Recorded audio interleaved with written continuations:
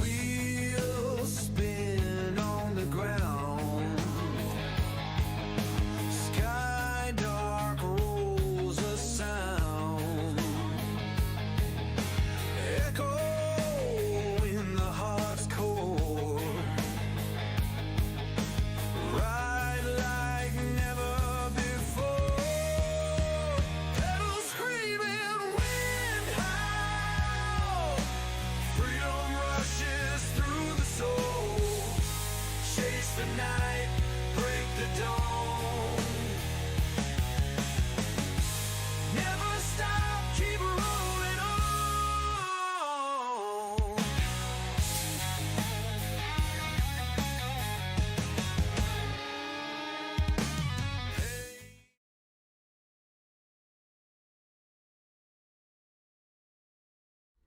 And boom, here we go, guys.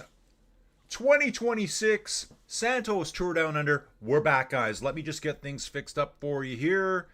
A couple things to look at. Boom. Dudes, so glad to be back. Back to World Tour Racing. And what's crazy about this, Saturday night, I've got the stream going here right now on the small laptop. I have, let's bang this open here, guys. Got to get the live chat open. And there we go. Dudes, we are in the pipe. 5x5. That's how we do it over here. Yeah, yeah. Don saying, here we go. Come on, Jonas. I know he isn't riding. Yeah, so guys, Tour Down Under, I screwed up stage one. I thought stage one was tonight at 11 o'clock at night or something. Woke up this morning and I was like, huh? It's like an 18-hour time difference or something, so got the, you can see here on screen, actually, it says start time is 1:41 in the morning CET, Central European Time. And that ends up being 11:11 in Australia land. And that's like 5:41 here in Canada, in Alberta, Canada. Land of the free, home of the brave. So guys, let's go. So excited for this, guys. I think my channel kind of had a little bit of a hiatus. Christmas, you know, you guys heard about all the stress. New Year's. Oh, by the way, Joey Jojo says hi to everyone. Joey Jojo's out tonight. The wonderful, amazing, beautiful Joey Jojo. She's out tonight. Staff, Christmas party, small dental office, so they have their party late sometimes, or either really early or really late.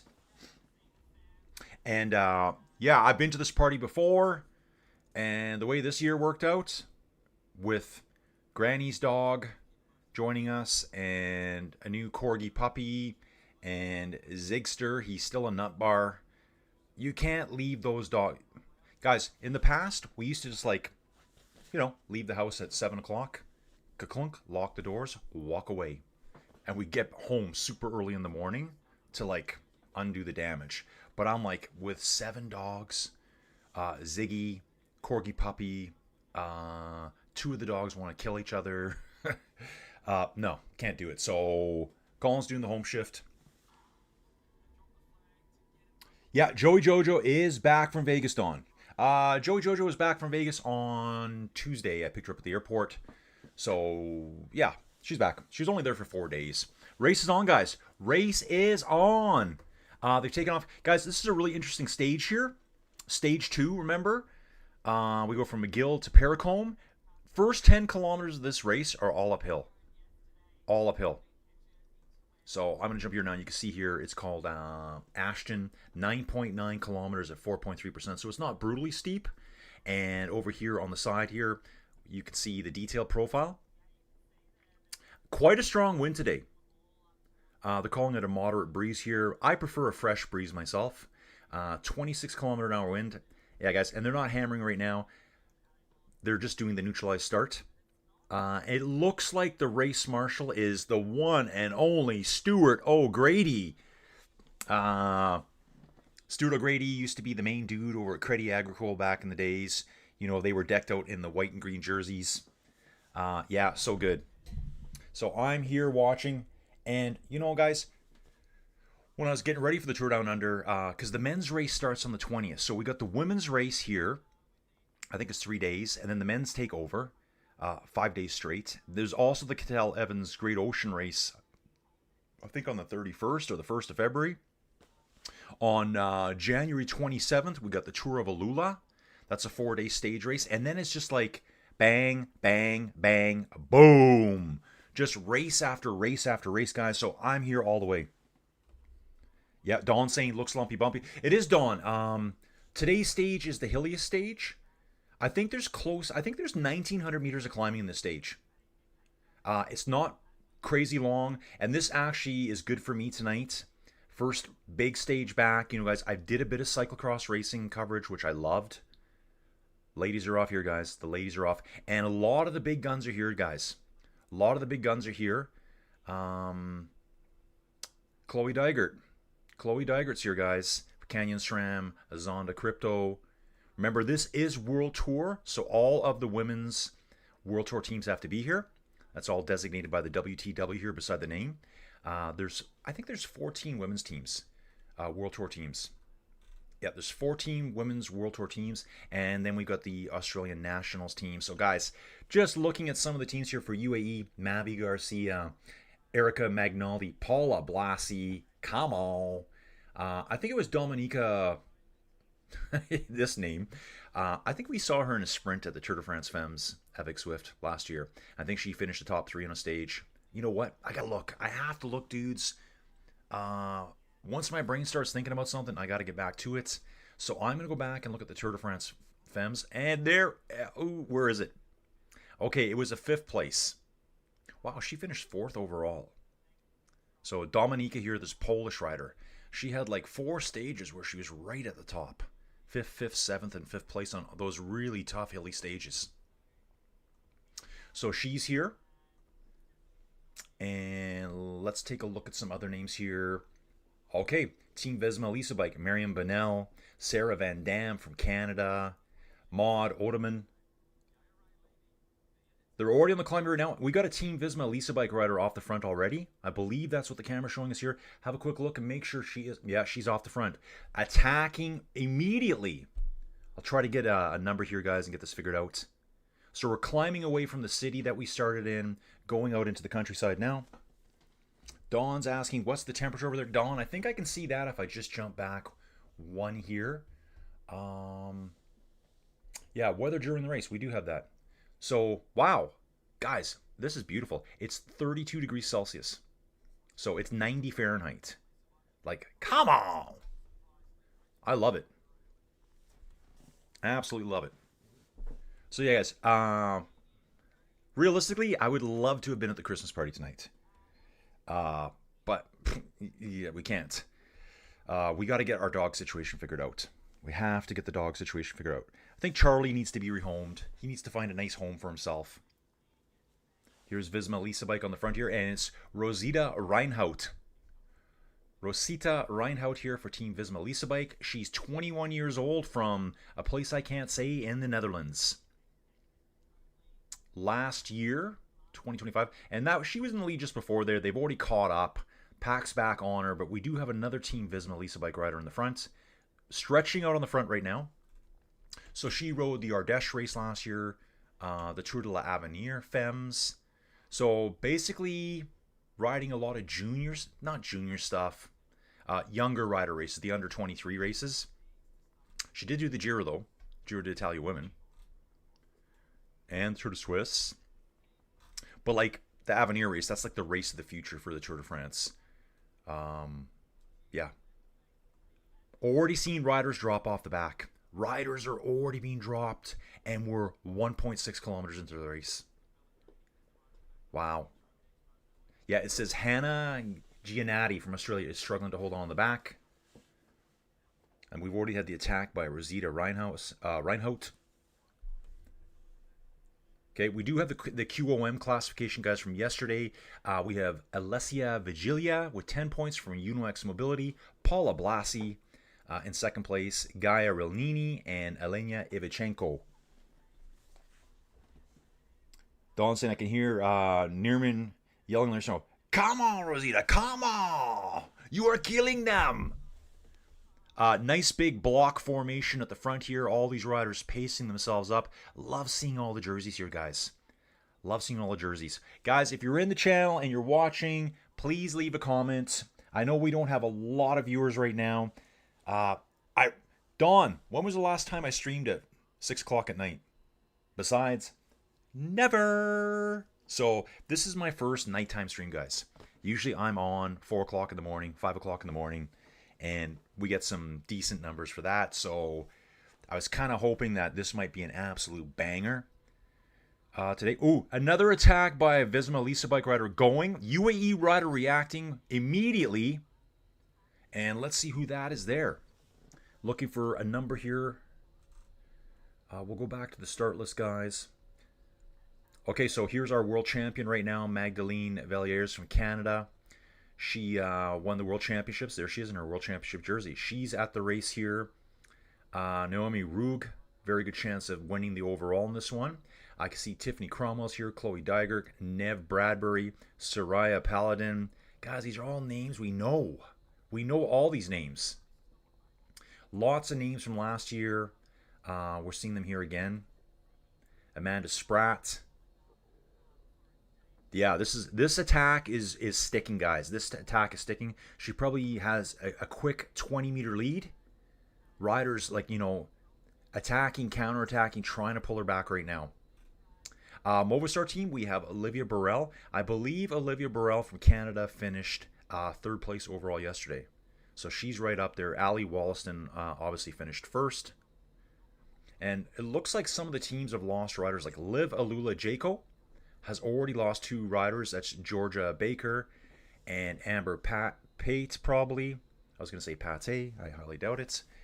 Don't forget, too, guys, Liv Alula. That's the race I was talking about before. The Tour of Alula comes up on January 27th, and it runs right through to... I thought it was 4 days, but I thought it said February 1st. That doesn't make sense, though. Yeah, I'm not sure. Dawn saying usually mornings. Oh, yeah, Dawn, the China one. That one was so hard to do. That was the Tour of Guangxi, guys. That was the final World Tour race of the year. And I would start streaming like at 11:30 at night. That one was tough. That one was super tough. Taking a look at the profile, guys. They're only... Remember the first climb, the first 10 kilometers is uphill. We've only done 2.5 kilometers. I think there's going to be some serious damage done on this first climb. This is the first real test of the year.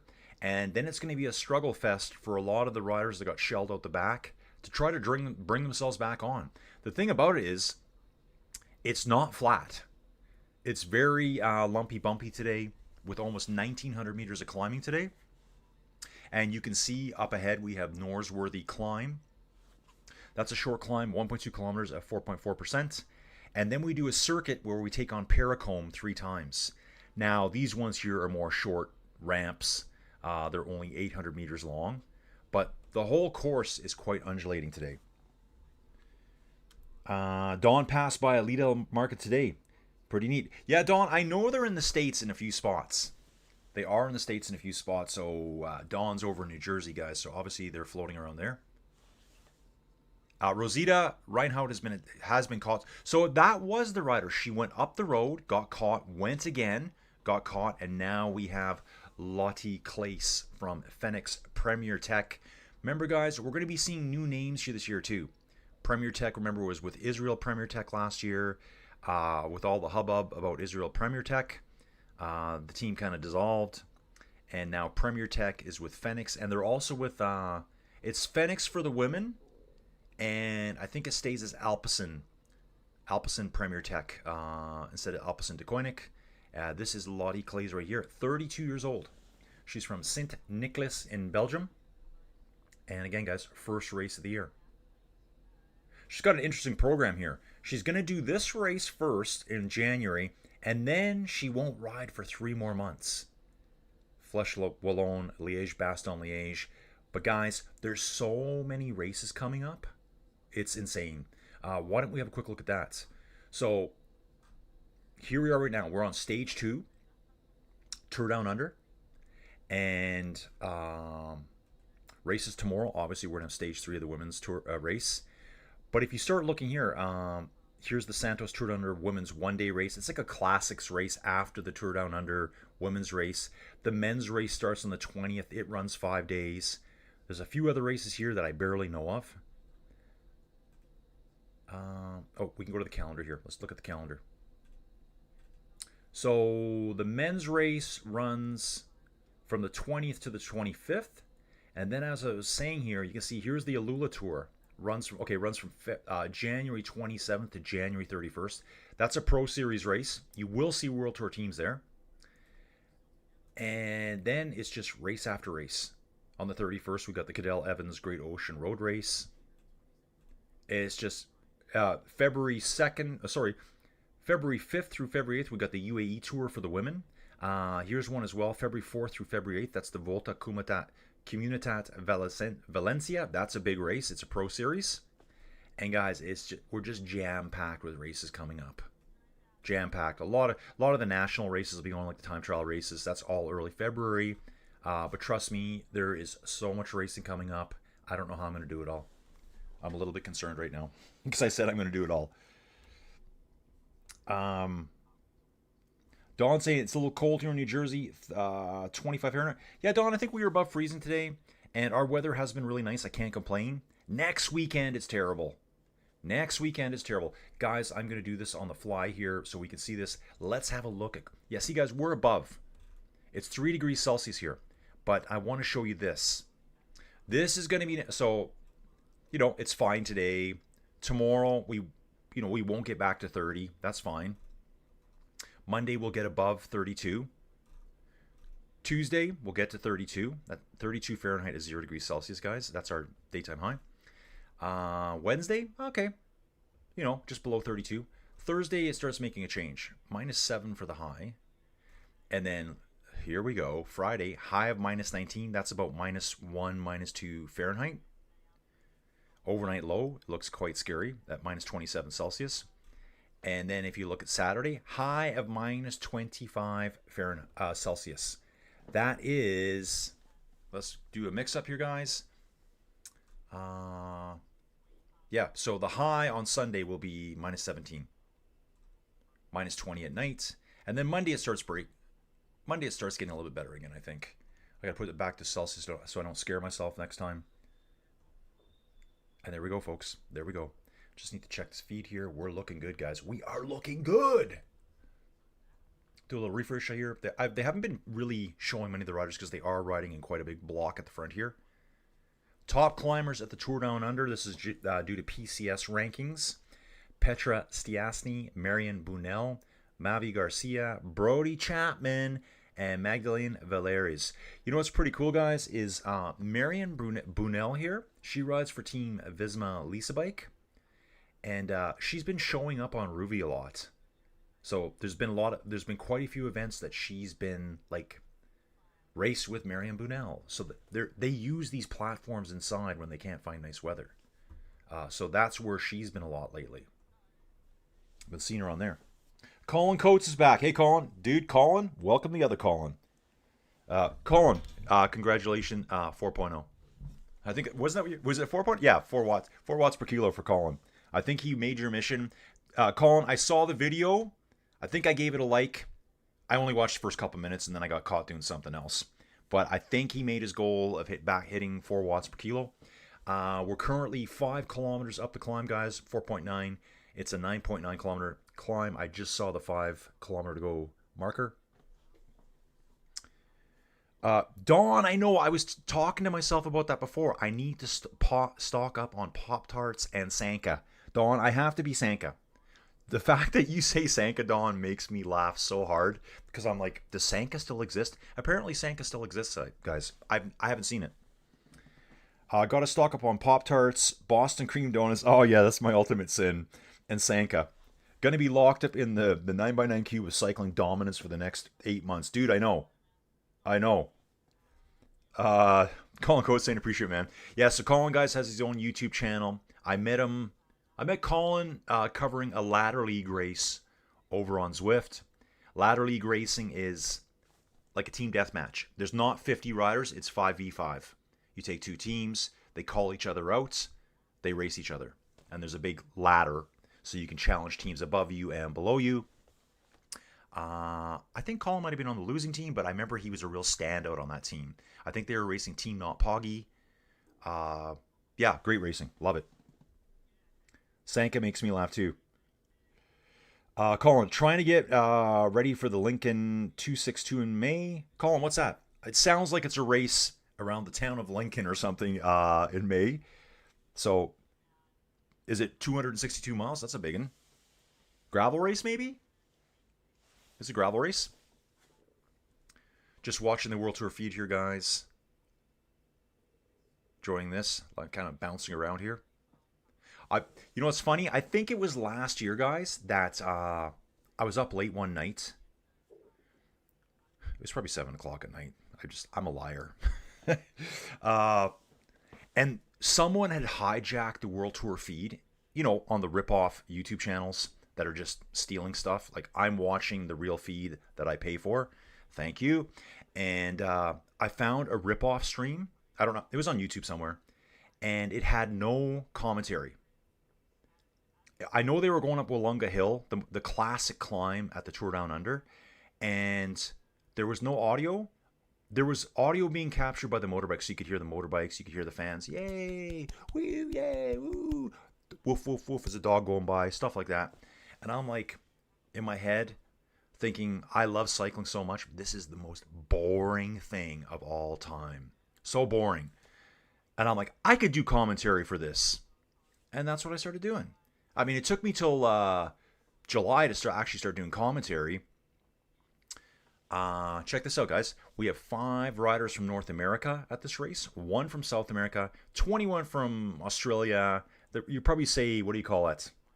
Oceania, maybe they call it. They probably call this Oceania or something. Because there's New Zealanders and Australians here. 0 from Asia, 0 from Africa, 57 from Europe itself. Okay, so Colin's saying it's a 262k race in the UK. Wow, dude. So Colin is an American. He'll be heading over to the UK to do that race in May. That's awesome, dude. Awesome. Another attack here. It looks like a Lula Jayco rider here. Let's see who we can figure out who this is here. We're just going to bounce back. We'll go to the start list, guys. We've got Ruby, Roseman, Gannon, Ella Wiley, Mackenzie Coupland, and Josie Talbot. So she's attacking off the front right now. One of these riders is, I think it might be Roseman Gannon. Let's bounce back and see what it says. Yeah, it's just saying attack by a rider from Lula Jayco. So Colin is traveling to the UK for a 262k race. Dawn, you know what's funny, Dawn? Lately I've been eating a ton of Pop-Tarts. When Joey Jojo went to Vegas, I stocked up. Yeah, I had Boston cream donuts, 3 bags of chips, 2 pizzas, I think 4 boxes of Pop-Tarts. What else? That was pretty much what I ate for 4 days. And when Joey got home, she looked at me and she just said, she goes, "You look gaunt." She goes, "Have you eaten anything?" Not really. Not really. And I think it's getting worse. I've been terrible for eating. I think yesterday I had 3 of those packets of oatmeal. You know, the prefab ones. They're 160 calories each. 10 o'clock at night, I had a peanut butter and jam sandwich. Starving. Yep, Dawn saying here, 262k sounds like a lot. Colin saying it's a 10 to 12 hour ride, I believe is the average time. Yeah, Don's got himself cut back on the Pop-Tarts. He used to have a serious addiction to Pop-Tarts. Only 1 pack per week. Yeah, I think I ate I ate 4 boxes in those 4 days. But that's all I was living on, really. My appetite's been terrible, guys. Terrible. My sleep's been terrible. Dudes, my riding has been so bad. So bad. It's been horrendous. I think over Christmas and New Year's, I think I was off for 8 days. Terrible. I got back on for 2 days. And then I've just taken another 10 days off. Just life, stress, all that kind of jazz. So guys, not really too steep this climb. There's a few sections of like 12%, but it's so short. Average is 4.3% all the way. Dawn saying, I tried oats overnight. Good stuff. Okay. Oats overnight. Love it. On the front right now, a Lidl Trek rider there. Uno X rider on the front. I think that rider for Uno X, let's just see who that is. The Uno X rider, I think she is the QOM leader right now. Queen of the Mountains. Who is that? Is it Vigilia here? Maybe that's her. Pellegrini. We'll get back to that, guys. We will get back to it. Dawn's only been riding 20K per week. Dawn, I've been riding nothing. Like, just a lot of stuff going on. Health issues, not for me. Family stuff. The stress of Christmas and New Year's and other junk going on in my life. On a plus note, guys, I decided to... That one job I was kind of waiting on, I'm like, you know what? I'm sick of waiting. So Joey said, well, why don't you just go nuts on your YouTube channel, like today, this is the race she was talking about, until you wait for that race. That job, which would have been probably a pretty decent job. But I was looking at it like, okay, let's say I get the job. It's a talking job. You go meet people, shake hands, kiss babies, whatnot. It's going to be like 8 to 4, 8 to 5 every day, add an hour drive on either end. So, 7 o'clock, I got to leave the house. 6 o'clock, I got to be up, which means no YouTube. 0 YouTube. I'm not willing to do that. Colin saying, I love baking blueberry muffins. I got to do some stuff like that. I got to bake some good stuff. Dawn saying the blueberry muffins are fire. So I was kind of like, well, if I take that job, it'd be good. But then my YouTube channel is dead outside of Saturday and Sunday. So what I did is I called my old broker up and I just refired up my real estate license. And I went to see them and they treated me like gold when I came back. When I was there before, it was right before COVID. COVID hit and I was like, I'm done. Like, I can't do any business. I just kind of said, I'm finished. Bye. I called them up and he was like, yeah, come on in. Went in there and I was treated like, I don't know, like a celebrity. So that was really motivating. So I did the criminal background check, and I think Monday we're going to go through all the payments I got to make. Pay to get your license reinstated. Pay for your license for the year. Pay your area fees. It's like $375, $500, $600 for area fees. And then the broker called me up. He says, hey, dude, he says, I think you'd be really good at property management. And so what property management does is it's kind of like guaranteed income. You're not buying and selling houses. You're taking care of properties. And there's a small cut, and you get your cut of that. You add it up, you can make a ton of cash out of it. Dawn saying he would buy a house from Colin. Thank you, Dawn. So yeah, Dawn, I'm in the midst of doing that. Like I talked to Joey Jojo. I said, let's get that Facebook page. I have another Facebook page that I never use. I said, let's twist that into the real estate page. Let's get the business cards going. I need the templates from Roll a Page. Off. It was 2 kilometers to go to the top to the summit. Tiffany Cromwell has been dropped. Tiffany Cromwell is 37 years old, so just struggling to keep up on that climb. She's been around forever. Tiffany Cromwell's been around forever, guys. I think she's been racing since like 2010. Who is this here? Oh, this is the Uno X rider on the front right now in the QOM leaders jersey. The polka dot jersey is what she's in. It's a light green jersey, guys. She's on the front leading the way right now. Okay, Lidl Trek rider attacking here. That's Gaia Relini. So that is the Uno X mobility rider is Alessia Vigilia. Gaia's gone. And then a tall, lanky UAE rider goes to the front and just smashes them to pieces, guys. She's gone. I wonder if there's points at the top of this climb. Well, of course there'll be points at the top of this climb. There will be 7 points available at the top. She just took him. I don't know who that is right now. Very, very tall rider. Quick reaction by the riders. They don't want her bombing away. There's a little bit of a dip, more climbing, and then it's going to be quite a bit of a descent. Who was that? It's rider 123. Rider 123. Oh, they just showed her name. It's Paula Blasi, guys. That's why. Paula Blasi for UAE. wins the Ashton Sprint 10 kilometers in. Now the race is going to start heating up, guys. Yeah, Don saying, for property management, do you shuffle driveways and change light bulbs? Dude, I don't really know what's involved, but my broker, who always liked me in the past, I hustled. He called me up and he said, "Hey, Colin, remember how you were talking about property manager? You were interested." He says, "How about you handle there's a place near me called Drumheller. That's the dinosaur place." He said, "Would you be interested in covering that for me? Like, you're just going to take it over." I'm like, "Sure. What do I got to do?"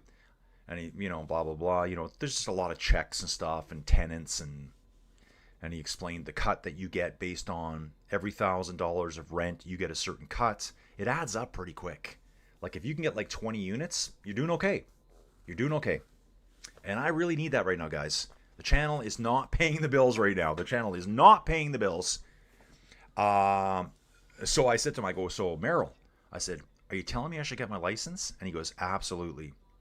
So it takes about 40 hours to get the license. So I'm hoping I can do that in the next 5-6 days. Like, just grind it.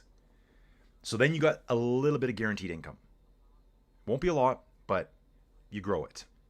And our market's going to be crazy here this year for real estate. So I'm hoping to sell some houses. Actually, you know what? I've always been more of a buyer. I'm kind of like a buying agent. And generally, when you get back in, you're probably more of a buying agent. You won't have listings, or what I would call a selling agent. You're not going to have that many people in your back pocket that you're going to be listing houses and walking away and letting them sell. You're going to be hustling, running around house to house, checking things out, looking at places. Now, the group right now, let's see how many riders are behind us here. It's kind of like two main groups now. Riders on the front and the chase group. I think the second group's probably about 20 riders strong, and then we have more riders out the back here. They actually still are climbing just a little bit more here. So far, they've probably climbed, I'm going to say 500 meters. Yeah, about 500 meters, something like that. We still have 1,424 meters to go. And I'm kind of like looking at the time here. The first part of the race is going to be quite slow. Average speed right now is 26.1 kilometers an hour. I'm just trying to figure out my day here. I think this race will be all said and done for me before 9 p.m. tonight. And then I'm going to get a wicked sleep tonight because I got none last night. Rider on the front here, just the colors. This has got to be like an Australian champion. Mackenzie Coupland for Liv Alula-Jaco. And here we go. Yes, dudes. Mackenzie Coupland here is the national road race champion in Australia right now for 2026. So they would have just had their road race championships. She's decked out in the white kit with yellow accents on it, smashing at the front before they go over the top and they start the descent. So I think there's a slight bend in the road and they should be descending. Hey, Colin. Yeah, good to see you, dude. Colin saying good to see you, Colin. Time to call it a night. Colin, thanks for dropping in, saying hi. Thank you very much. Guys, we gotta grow this baby again. I knew coming back there wouldn't be many people here. It's Saturday night, guys. Saturday night. It's 10 after 6 here at night. And Addison and Joey are at the Christmas party, and I'm not. I love that party. So Joey Jojo, make sure you get me signed up for next year. Let's get our dog situation figured out. And actually, 4 riders in this front group, guys. Got 4 riders here. That's Mackenzie Coupland, and I'll try to eyeball. 1 rider's a Lidl Trek rider.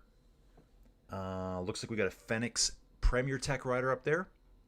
Kind of in that off red jersey. Yeah, and they've got a quick 100-meter gap over the top on the downhill. So these 4 are going to try to put in a big attack and get away.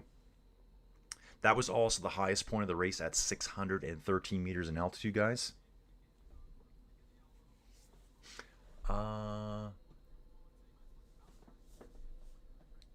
Just looking at something on the screen here. They're talking about the Eagle Mountain Bike Park. The Eagle Mountain Bike Park is a network of mountain bike trails in South Australia. The park, located approximately 12 kilometers southeast of the Adelaide CBD. I know what that stands for. Something business district or something. Network Trails. It's 22-kilometer trail network. Okay, interesting. So for riders at row, we have Lauren Dixon, Karina Schrempf, Lowe's Adegeest, and Mackenzie Coupland. So we have the Australian champion. We have a Lido Trek rider. This is Los. We have Karina Schrempf. This should be the Phoenix Premier Tech rider. It is. And Lauren Dixon. Now, guys, just for fun and giggles here, Lauren Dixon is for FTJ Suez, Great Britain rider. She's 25 years old.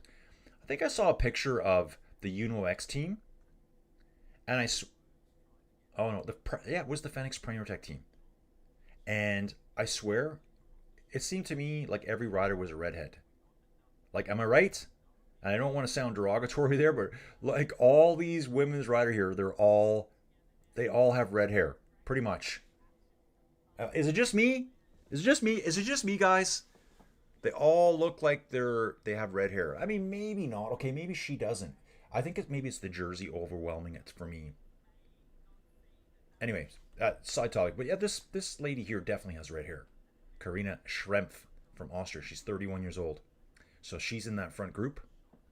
God, the stuff I talk about, guys, you won't hear that on any other cycling commentary. And a big attack here off the front. Let's see who this is. Kind of a very interesting looking jersey. So those four up front were caught, and a counter attack goes immediately. We're going to figure out who this is right away. I can probably tell from the jerseys here. Let's go to the start list again. Who is this? Oh, this is a Team SD Works Pro Time rider. So they've completely changed their jerseys. We've got Michaela Harvey, Barbara Goarshi, Femke Geritz, who is in third place overall, I believe. This is Femke Geritz. Yep, sorry for destroying your name. We also have Julia Kopecky on here. She has two brothers. Julia Kopecky riding for Team SD Works Pro Time. She has two brothers that ride at pro level. Matthias Kopecky rides for Unibet Rose Rockets. And her other brother, Thomas Kopecky, rides for Unibet Rose Rockets as well. So the whole family are bike racers. I remember seeing something about them. Their parents don't even ride bikes. It's just something that the kids took up and they all became pros. Interesting here. It looks like the polka dot jersey leader, it's not a polka dot jersey here, she's already falling off the back. So there must be another little bit of a lump here. Yeah, there is. There's just another lump here. They're going up. And the way they're working, this looks quite steep. Yeah, Alessia Vigilia here is struggling to hold on. Let's take a look at this. The Mountains jersey. So Paula Blasi got it today. She's already got 7 points. So Alessia Vigilia here, who got the jersey yesterday and is wearing it right now, is now falling off the back. I'm sure we're going to see Paula going for more points. Very, very powerful sprinter. Let's take a look at Paula Blasi. Here's Paula Blasi, 22 years old. Now, if you guys don't remember, Paula Blasi last year, I remember she had a really, really good Tour of Romandy. How do I remember it? Because I covered that race, guys. She was first on the uphill time trial. Remember that? It was a 4.4 kilometer straight up individual time trial. And she was second on the last stage in a big sprint. So that's Paula Blasi, guys. So my memory is dialed in today, folks. Dialed right in. Don saying it's 10 after 8 in New Jersey. I'm familiar with Adelaide, Australia. Dude, I've never been there. Maybe. Yeah, maybe, Don. Don saying I think they all colored their hair for Team Unity. Yeah, possibly. Possibly. So, guys, we're in for the grind now. We are in for the grind. Why am I not at the Christmas party? I need a Christmas party. Next year, guys. It'll be next year. Or this year. Guys, sorry, yeah. We're on the Pepsi. Straight up Pepsi. We're not doing coffee right now. We have Femke Geritz 6 seconds up the roads. So I'm hoping we start seeing some of the Australians catching the feed. If you're in Europe, it will be middle of the night. So I don't really expect any European people that have seen my channel before to even catch this stream because, you know, it's like, what is it for me? It's like 1 o'clock in the morning in the UK. They're not watching this. But maybe the Australians are going to come out and watch. The New Zealanders are going to come out and watch. Femke Gerets is back in the peloton here, guys. Welcome back to the first World Tour race of the year. Kind of like the first real road race of the year. Now, there have been some national things going on. There was big Australian national championships. But this is kind of like the first big race where all the players are going to come out. So our front group is not that big, guys. They're saying it's 30 seconds back to another bunch of riders. Dawn saying, my brother's holiday party is next month. It's a fun time. Dawn, for what holiday? Like for Christmas? Like they pushed it that far back? When you say holiday party. We got 113.4 kilometers to go. Let's rock, girls. Let's go. So yeah, we got our front group and following second group 30 seconds back. You can see they're going to be descending quick here. Again, it's quite lumpy, this course. This is almost what you call the Queen stage. This is the hardest stage of this race. It's only 3 stages, so you got a 1 in 3 chance of being the hardest. Yeah, I can't remember the last party I missed, but also in this last year we have 3 more dogs in the house. So Joey's got not a brand new, what was it, early December, she got a new male Corgi pup. So he's up there just destroying everything in the house. Ziggy is still here. We got Ziggy back in August. And then Charlie, which is Granny and Joey's mom's and dad's dog, lives with us now. So it's quite the dynamic, guys. Just imagine 7 dogs in your house. It's driving us crazy. Okay, they call it a holiday party, but last year was 80. Seems awesome. That sounds like fun. That sounds good. Yeah, get it, guys. Get it. So we've got our front group, and then it's a minute back to quite a big group of riders here. The majority of the peloton is in group 2. I believe there's about 20 riders in that front group if the cameras would cut back to it. Yeah, Corgis have the short legs, so I think it was, probably two years ago, Joey got her first Corgi. Her name's Henley, and so she's a snarly little thing. And then she thought, well, I'd like to do this, and she wanted to breed them. So she went and got a male Corgi. So maybe late this year or the following year, she can have some Corgi puppies. We'll see. But yeah, like, I don't even know what we did last year. What did we do last year for the Christmas party? I don't remember what we did for the Christmas party last year. I honestly don't. We might have just left the dogs overnight. We might have had someone stay here. I can't remember. But we just didn't have as many young dogs who were going to just eat everything. That little Corgi pup, he's like trying to eat leather couches. So, and once he starts chewing, I took him in the car one day. Oh, when I picked up Joey from the airport after a Vegas trip. And within seconds, he'd torn the leather on my armrest in my car. And I'm like, thanks, dude. Great job. Descending now, guys, through the wooded area. If you're watching online, try to check out the feed somewhere. I'm watching on Flow Bikes. So we're going to be descending here for, looks like, probably a good 4 kilometers. Right now, currently watching Olivia Burrill for the Movistar team. Canadian rider. She's sitting on the back of this group. Why don't we check out Team Movistar whilst we're hanging out here on the descent. Movistar team is Olivia Burrill. Where is she from? Barrel, maybe. Rouen, Noranda. So that's Quebec. I believe it's Quebec. Or very close to the Quebec-Ontario border. 28-year-old. What did she do last year? Let's take a look at her last year. Oh yeah, all these like one-day races they do late in the year. CMAC Ladies Tour. She did the World Championships individual time trial. She did the road race, getting 53rd place. She did the Tour of Romandy, 49th overall. It's Zulia Women. She is the Canadian Women's Elite Individual Time Trial Champion. So she's got that going right there. She did the Vuelta last year, so full season, all the classics: Milan San Remo, Ghent Wevelgem, Ron van Vlaanderen, Paris-Roubaix. Yeah. And just so you guys know, this is a good. I'm glad I came to this one. Very early February. I think it's even early this year. She did the UAE Women's Tour. Guys, that's right around the corner. It's right around the corner, so we'll be doing that one as well, as I do all the rest of my life. So, yeah, that's why I was thinking, guys, earlier I was talking about that job. I'm like, well, if I take that job, be great. YouTube channel, dead. So I thought, well, you know what? I can do real estate again. I was good at it. I know how to talk to people. And you just got to hustle. You just got to be on time. But it's really not an early morning thing. It's usually later in the day and weekends. Evenings and weekends. Afternoons, whatever. So it'll still allow me to do the YouTube channel. And that's my number one goal right now. Keep the YouTube channel going and growing.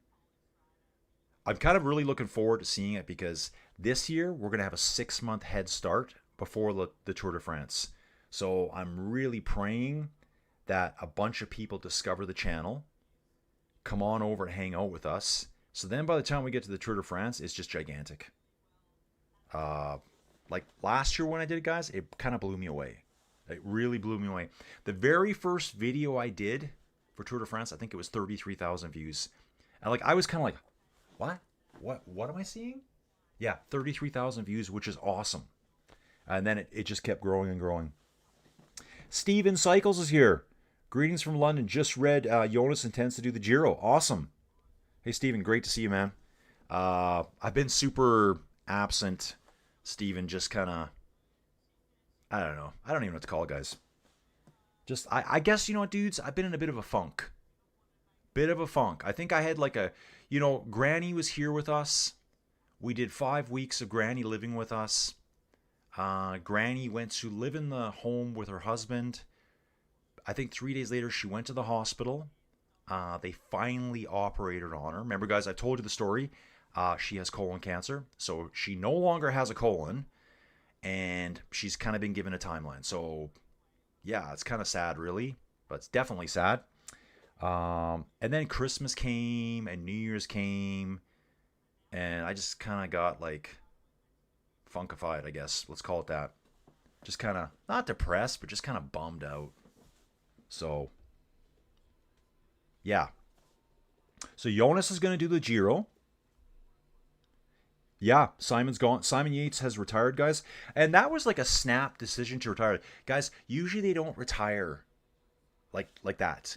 It'll basically be their contract goes to the end of the year, and then they retire. Like, if you look at any of the riders here in Pro Cycling Stats, if I can find one quickly, it'll say retired December 31st, whatever year. It always says that.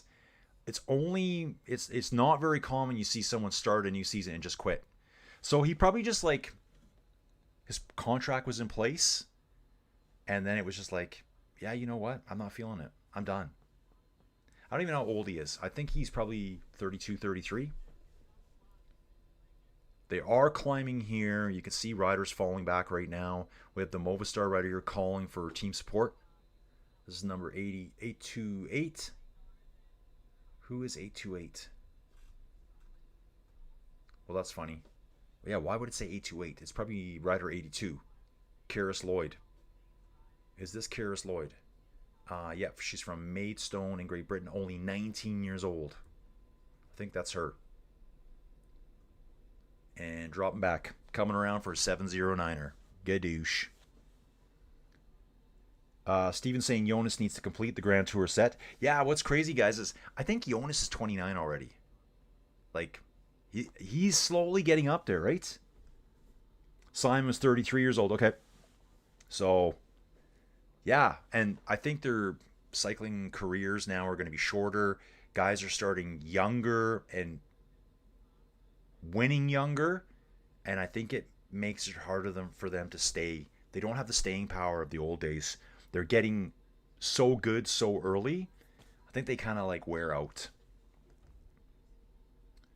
Steven saying big up Maidstone. I'm not even sure where Maidstone is in the UK. And we're on, folks. We are on. So, guys, if you're just joining us for the first time, my name is Colin. This is Inside Cycling World. This is what we do here. We do like an audio commentary broadcast of the race that I'm watching right here on this laptop. I can see all the video footage, and you guys are watching stats provided by Pro Cycling Stats. I'm also monitoring the live chat here. Really looking forward to seeing maybe some Bike Terra this year. You know what? I didn't even check, but I highly doubt that they would have this available. Kind of thinking I should check, but I know they won't. I would have got an email, or I would have got a message from Matt or Anslo that they were doing it. But guys, once Bike Terra is available, I will be using it. So if you don't know what Bike Terra is, guys, Bike Terra is a virtual cycling platform where you take your bike, my bike's right here, and you have a smart trainer, and you hook to the software, and it simulates the hills, the ups and the downs, the curves. You see the world around you. Last year, attack coming right now, guys. Attack coming here by Liv Alula Jaco. Pursued by third place rider. There would be a Team Visma Lisa bike rider. Nice string of riders coming up here. So last year, during the Tour de France, we had, I think it was stage 11 it started. We had the locations of the riders provided to us through Bike Terra, which was so cool. I loved it. We could then see the different pelotons, the groups. Like right now, we're seeing a string of riders. On Bike Terra, you would see the string of riders as a group. I would be able to fly the camera to the next group that's behind, or the two riders that are up front, whatever it may be. Don saying, I agree, Colin. I think the average pro cyclist has about 12 to 15 good seasons in their legs, and they are starting younger. Yeah, they're hitting the ground running like when they're 18. So by the time they're like 30, I think they're done. They're just like, yeah, I've had enough. I've had enough. That constant grind. And you guys know this if you watch this. Basically, and they don't race every race. They're training all the time. They start the middle of January, and they'll be racing up through maybe the middle of October. And some guys just do a ton of rides, a ton. And then they might take a couple weeks off, and then a lot of riders will go race cyclocross. In fact, cyclocross is on right now. Dudes, I don't know if I mentioned it, but there's a cyclocross race tomorrow morning. It's Benidorm. That's a big one. Benidorm is tomorrow morning, 5:30 a.m. for me. So my plan is to do this. Guys, when I'm home alone and the dogs are here, well, they're always here, I have to sleep on the couch, which I hate. Because generally, the dogs are kind of freaky when Joey's not around. Like, they're like, where is she? They kind of sit in the front living room and look out the window all night. I keep telling her this. I said, when you don't come home at night, when you're out doing like whatever conventions and stuff, and you know, whatever it may be, like last night she was at a charity fundraiser auction with her friend. So yeah, the dogs just sit there looking out the window all night. Stephen Cycle saying the Maidstone is east of London. And Stephen saying also spent time away from home. Looks like they've kind of shut her down here in the peloton here, guys. I think they might have just gone through the feed zone. That rider looks like they have a bag over their shoulder there. Maybe she's just carrying that bag. I think she's been carrying it for quite a while. Current speed right now, only 33.5. That's the average speed. 33.5 kilometers an hour. It should start getting faster. I would expect, them to be riding on the flats close to 40, 41, 42K an hour. Phoenix Premier Tech rider going off the front for some reason. Just trying to figure that out. Yeah, Steven saying thinks Yates had enough of the process. That's what I think too, Steven. He showed up at training camp or whatever it was. And so just say the start of the new contract year is Jan 1. 5 days later, he's like, yeah, I'm done. I'm sick of this. I'm sick of the massages. I'm sick of the diet. I'm sick of the 6 hours a day training. I'm sick of living here in southern Spain when I don't want to live here anymore because that's where they all go train. Yeah, I'm sick of... And you know what, guys? It's not like they're living in first-class accommodations. Like, cycling is kind of terrible, really, to the athletes, I think. 2 riders going off the front here for Fenix Premier Tech right now. I saw them moving up before. One of them came up. 2 of them decided to go. Karina Schrempf, and there is another one. They're only showing 1 rider, but there's 2 Fenix Premier Tech riders up front. Are seeing some reactions here. Yep. Riders that are falling might be doing a bit of curvy swervy. Now it looks like they got their heads down.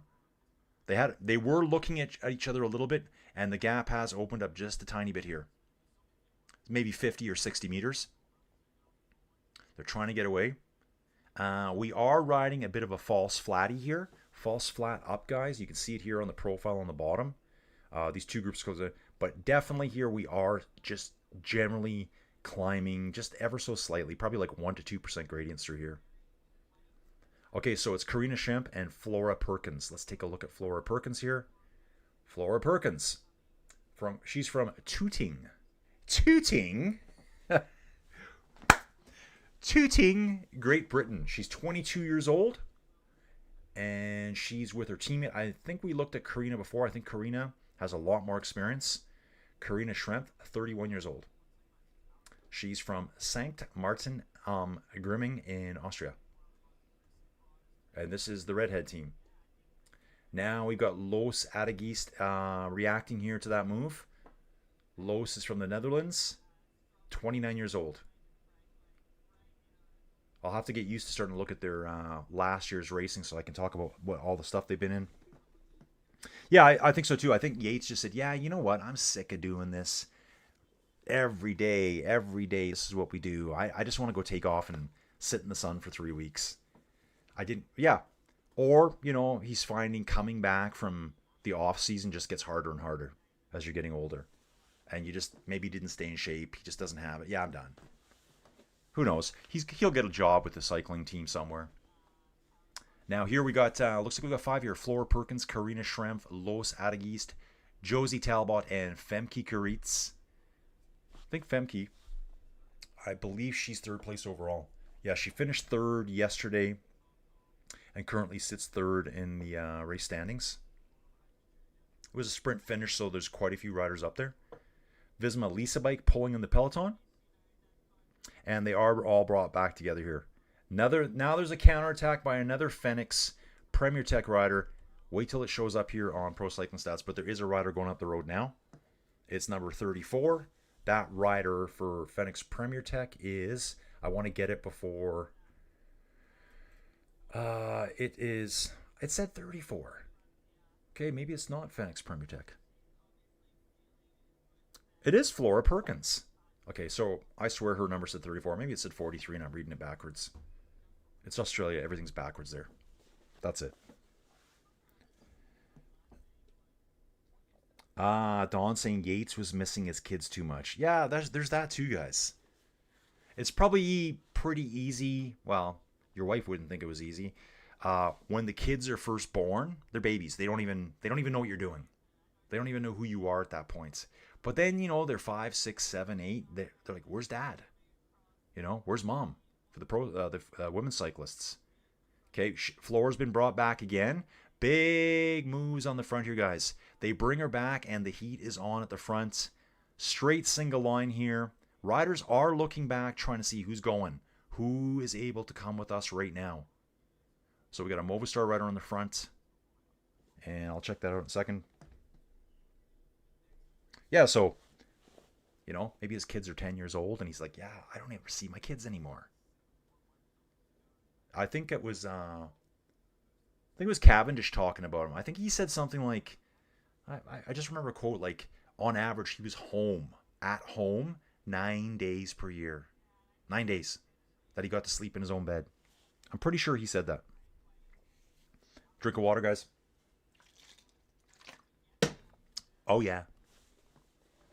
And I haven't seen her yet. I haven't seen Short Shorts Chloe Dygert yet. She's somewhere here in the mix. She is at this race.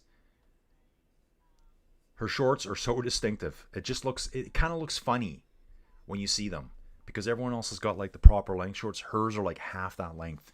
And that's all for the horrific injury she suffered in, what was it, 2022? Where she like basically cut her leg right down to the bone. Here's Allie Wollaston here. We're watching her. She's in the ochre jersey. It's kind of an orangey jersey. That's the leader's jersey here. Oh, I know I'm screwing up the numbers because it's 2 sets of numbers on the back.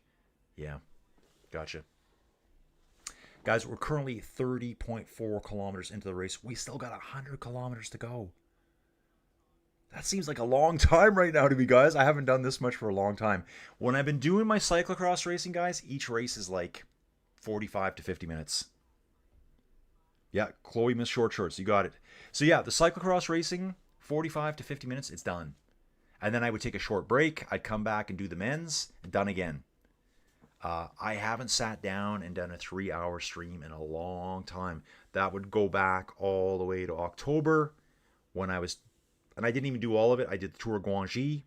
I think I did 3 out of the 5 stages. Just the time at night was killing me. Highest ranked riders in PCS ranking, that's Pro Cycling Stats, is Allie Wollaston at 983, Noemi Rug, Mavi Garcia, Dominica, can't say her name, and then Sarah Van Dam from Canada. Let's take a look at Sarah Van Dam. Sarah Van Dam rides for Team Visma Lisa Bike, and she's from Victoria, British Columbia, Canada. That's where my mom lives. My mom lives in Victoria, BC. It's on Vancouver Island, probably one of the nicest parts of Canada. She's 24 years old. Last year, I know she did Tour de France Femmes. She finished 41st at the Tour de France Femmes. She did the Giro d'Italia. She did the Tour of Britain for the women. 5th place in that. 21st at the Giro d'Italia. It's Zula women. She was 3rd. And Santos Tour Down Under last year. She was 11th place overall. So just seeing here, they do show just 3 stages. I've got to assume that this one, yeah, it is 3 stages. And bouncing back again, folks. So yeah, it's going to be crazy busy. I will be doing, I guess this week coming up is going to be mostly a lot of prep work to fully get back into real estate because the fees, the licensing, I can get that all done in one day. That's basically just break out your credit card. Ka-chunk, ka-chunk, ka-chunk, ka-chunk, ka-chunk, ka-chunk. You're licensed. Now you can do stuff. But then there's, software set up. I got to look at it again and figure out how to use it. I got to get business cards made. I think what did Joey Jojo say? She goes, "Oh, we can just use the last ones." She goes, "I still have the template." Well, I went and worked quickly for Remax. I'm like, "Oh, that was Remax." And she goes, "Oh yeah." So, and I think the picture I used on my Facebook picture is that's a different story. Is the one I'm going to be using. So you want a half decent picture. So I got to do that. What else do I got to do next week? Oh, and then I got to take that course. So that's going to be a full-time job. And then at 5:30 every night, it seems, I got to be live streaming. Oh, that's going to be hard to do. That is going to be really hard to do. So basically, kind of work all day and then live stream 3 to 4 hours every night. Joey Jojo's not going to like that. Joey Jojo, what do you think? Are you in or are you out?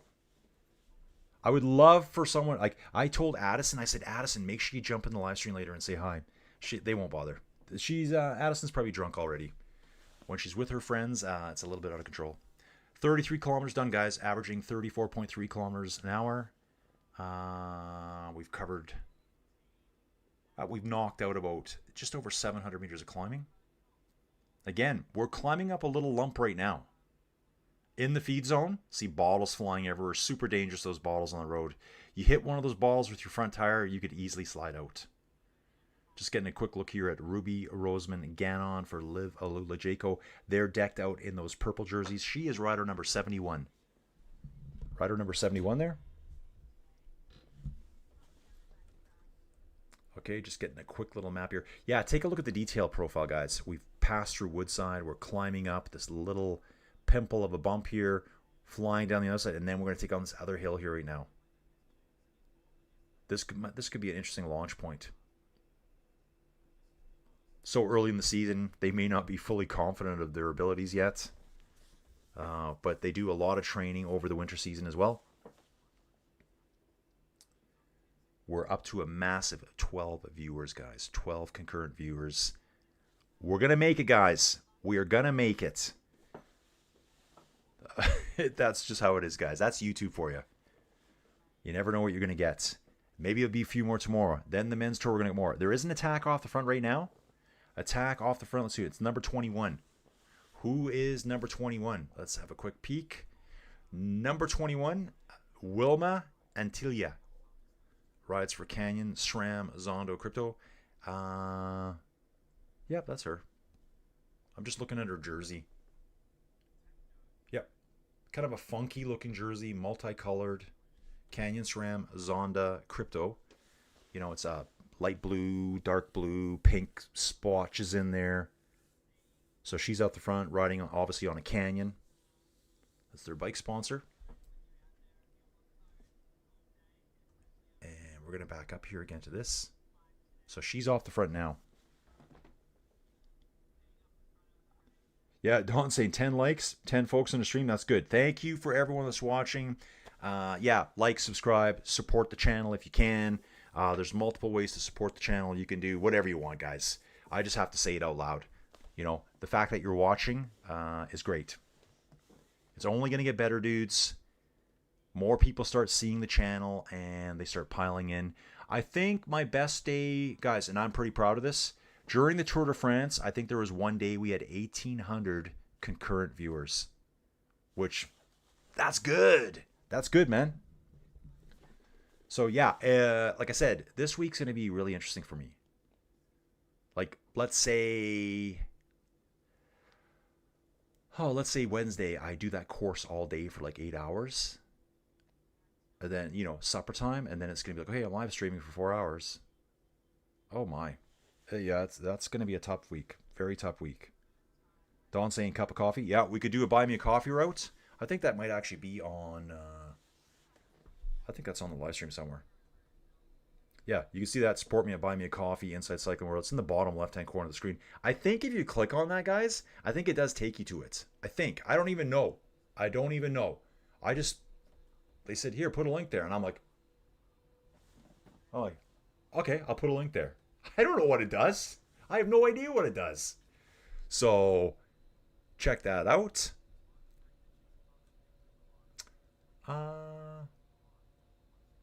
Okay, Wilma Antilia is 50th place overall, 10 seconds down. So, guys, there was a huge sprint yesterday. Ooh, it is quite steep here. I can see some riders just grinding at the back. Grinding away. And she has a 20-second lead. Wilma Antilia from Finland has a 20-second lead. Don't see many Finnish cyclists at the Pro Tour level. She's rocking and rolling up here, guys. Gotta admit, guys, I'm pretty tired today. And again, guys, I've had poor eating. I've had no motivation. My sleeping's been terrible. Terrible. I had to have a nap today. Yeah, I had a nap because I don't think I even slept last night. It was just horrendous. And so I think I had a nap at like 11 a.m. this morning. I think till almost 2 o'clock. I had to lay down and just chill out. I didn't sleep the whole time, but I was just kind of chilled out, eyes closed. You're going to see me switching from the water to the Pepsi back and forward. So she's off the front right now. It's saying 20 seconds. Attacking at the base of this climb here. Seeing some sticky bottle action on the back here, guys. Marion Brunel here for Team Visma Lisa Bike.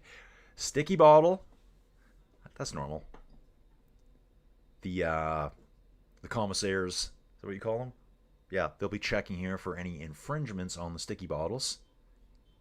You can hold on for a little bit, but you can't hold on and have them accelerate. Just grabbing some food here. Let's see how sticky this is. She shook her head. No, I don't want that. I want a different flavor. There we go. I'll take that one. On the climb, guys. On the climb. Out to 27 seconds so quick. 27 seconds. And it is hot, guys. Like I said, it's 32 degrees Celsius. That's 90 Fahrenheit. They are using ice packs, which is basically ice cubes in pantyhose. That is how high-tech it is here in cycling. So high-tech. And I'm just going to check some stuff out here, guys. Nope. I thought that... No. Okay. Let's go back here and back to the live chat. Guys, we've been racing for 1 hour and 4 minutes. We've covered, I don't know, 36 kilometers. Yep. Average speed is 33.7 right now. 95 kilometers to go. So a 27-second lead here by Wilma Antilia. Let's take a look at her. Here she is. She's from Kirkkonummi. Kirkkonummi. In Finland. She's 21 years old. What did she do last year? Last year, Veneto Women, CMAC Ladies Tour. Only did 2 stages, or 1 stage at the Volta of Portugal Feminina. Did not start stage 2. She got hurt probably in stage 1. Or she was sick afterwards, or hurt herself afterwards. Tour of Britain Women, she finished 83rd. Itzula Women did not finish. UAE Tour Women again, 99th place. So she's on a solo break right now. Up the road, 27 seconds. 35 seconds now, guys. She's dropping the hammer. Watts bombs going off. And again, we are climbing. You can see the peloton's barely moving up this climb here. I think it's pretty steep here. I could actually use a cup of coffee right now, guys. I could really use a cup of coffee. I'm like fading fast tonight. And you know what to think? I thought I was going to be doing this at like 11:30 tonight. I'm like, oh yeah, I'll just have a sleep. I'll get up and I'll just smash it. No way. That would have been too hard today. Yeah. Now they're saying the lead is out to 50 seconds. On the video feed, they're saying 50 seconds. So, yeah, she's going to get over the climb first and then be descending into Lobthal. Roly-poly, descending. Yeah, this is a really nice move here. Okay, Pro Cycling Stats is still saying 35 seconds. The video feed has a 50 seconds gap. And there we go, guys. Kind of tempted to run upstairs and check on the dogs. But also, if I run upstairs, they all wake up and they all go nuts. And then I definitely have to take care of them. So I think I'm just going to leave them alone for now. If you're in the live chat, let me know where you're from. If you're in the live chat, tell people you were here, and we'll be back tomorrow too. 94.3 kilometers to go, guys. Still averaging 33k an hour. Ooh, come on. They need to pick the speed up because that means we're going to be streaming for at least another 3 hours. Whoa. Low energy levels, guys. Low energy levels. I think we better go straight on the Pepsi now. We need some proper sugar in us. But yeah, it might... there could be a call for a nature break and a coffee, guys. But that would be dumb because then I'll be awake later. So we just got to power through here. We're going to power through this. Let's take a look here, guys, at just what's going on in the world of cycling here. You can see there's stuff going on. We got the Tour Down Under Stage 2 going right now. I guess we've also got the Vuelta a Techira in Bicicleta in, is this Colombia? San Cristobal, is that Colombia? I'm not even sure. Look, they did 10 stages. I remember seeing this. 10 stages. It is a 2.2 race, so it's kind of like the last rung on the tier of pro cycling. And tomorrow we've also got the Tour of El Salvador, the 72-kilometer route, and it looks like just the circuit. I can see here on the profile, it's just the same circuit going around and around. Latest transfers.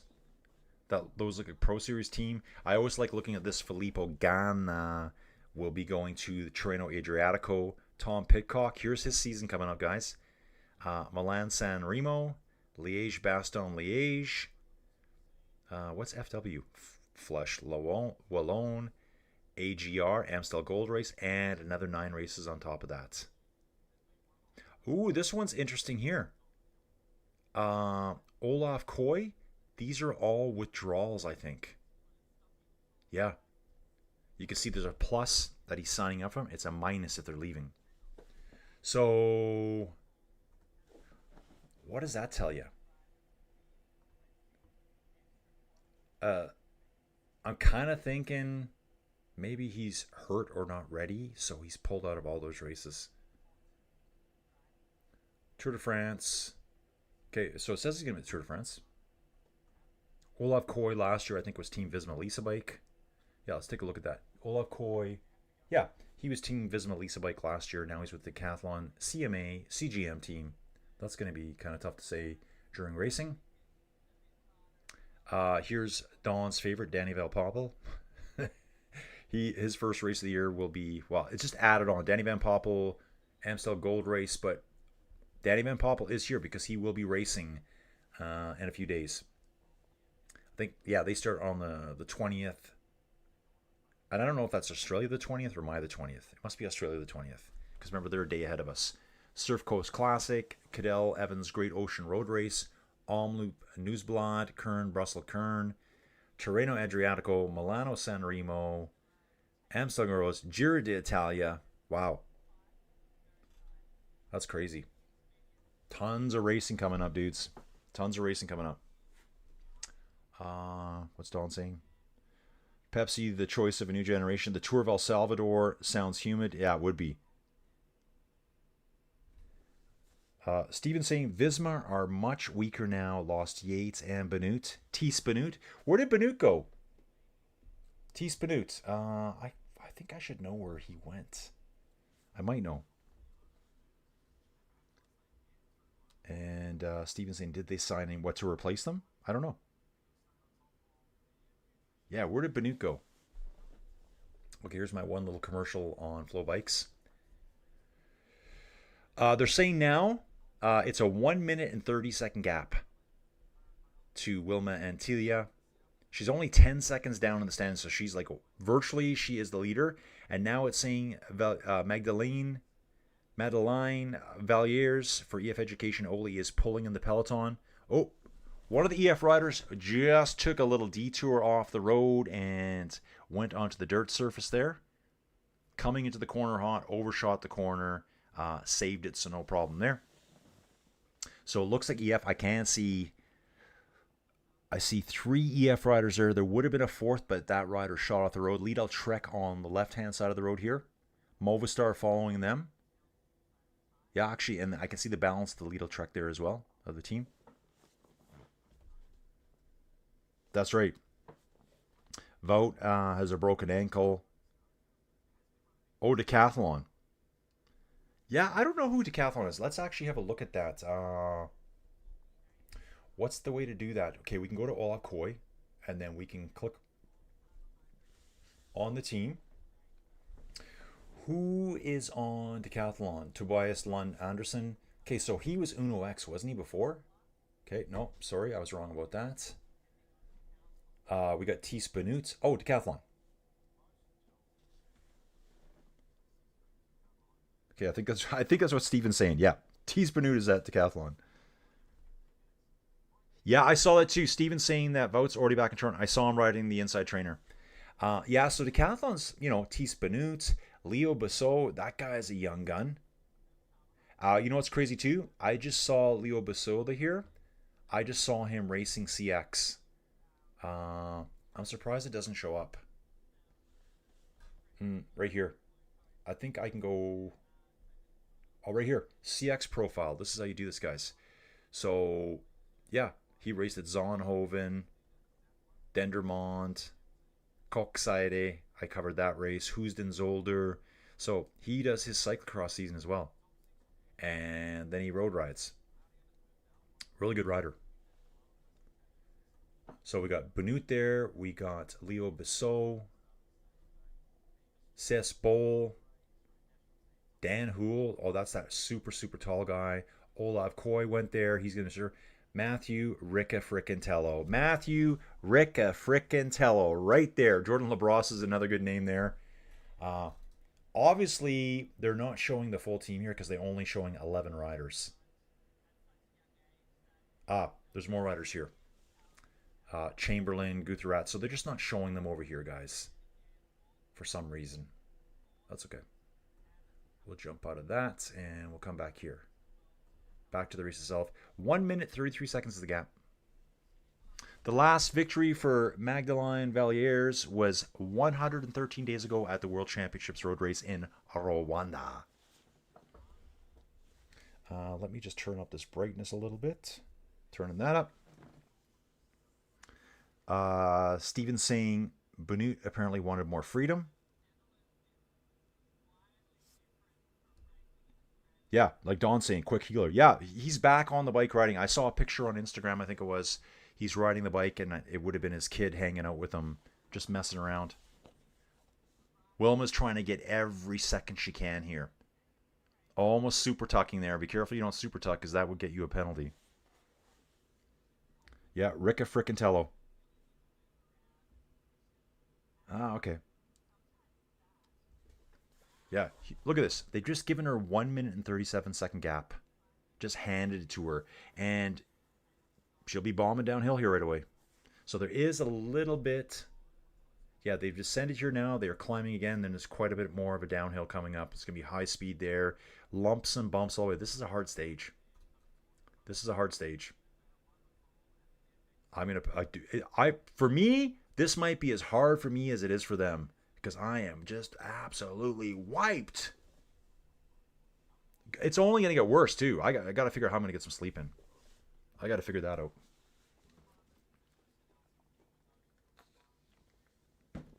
Oh, yeah.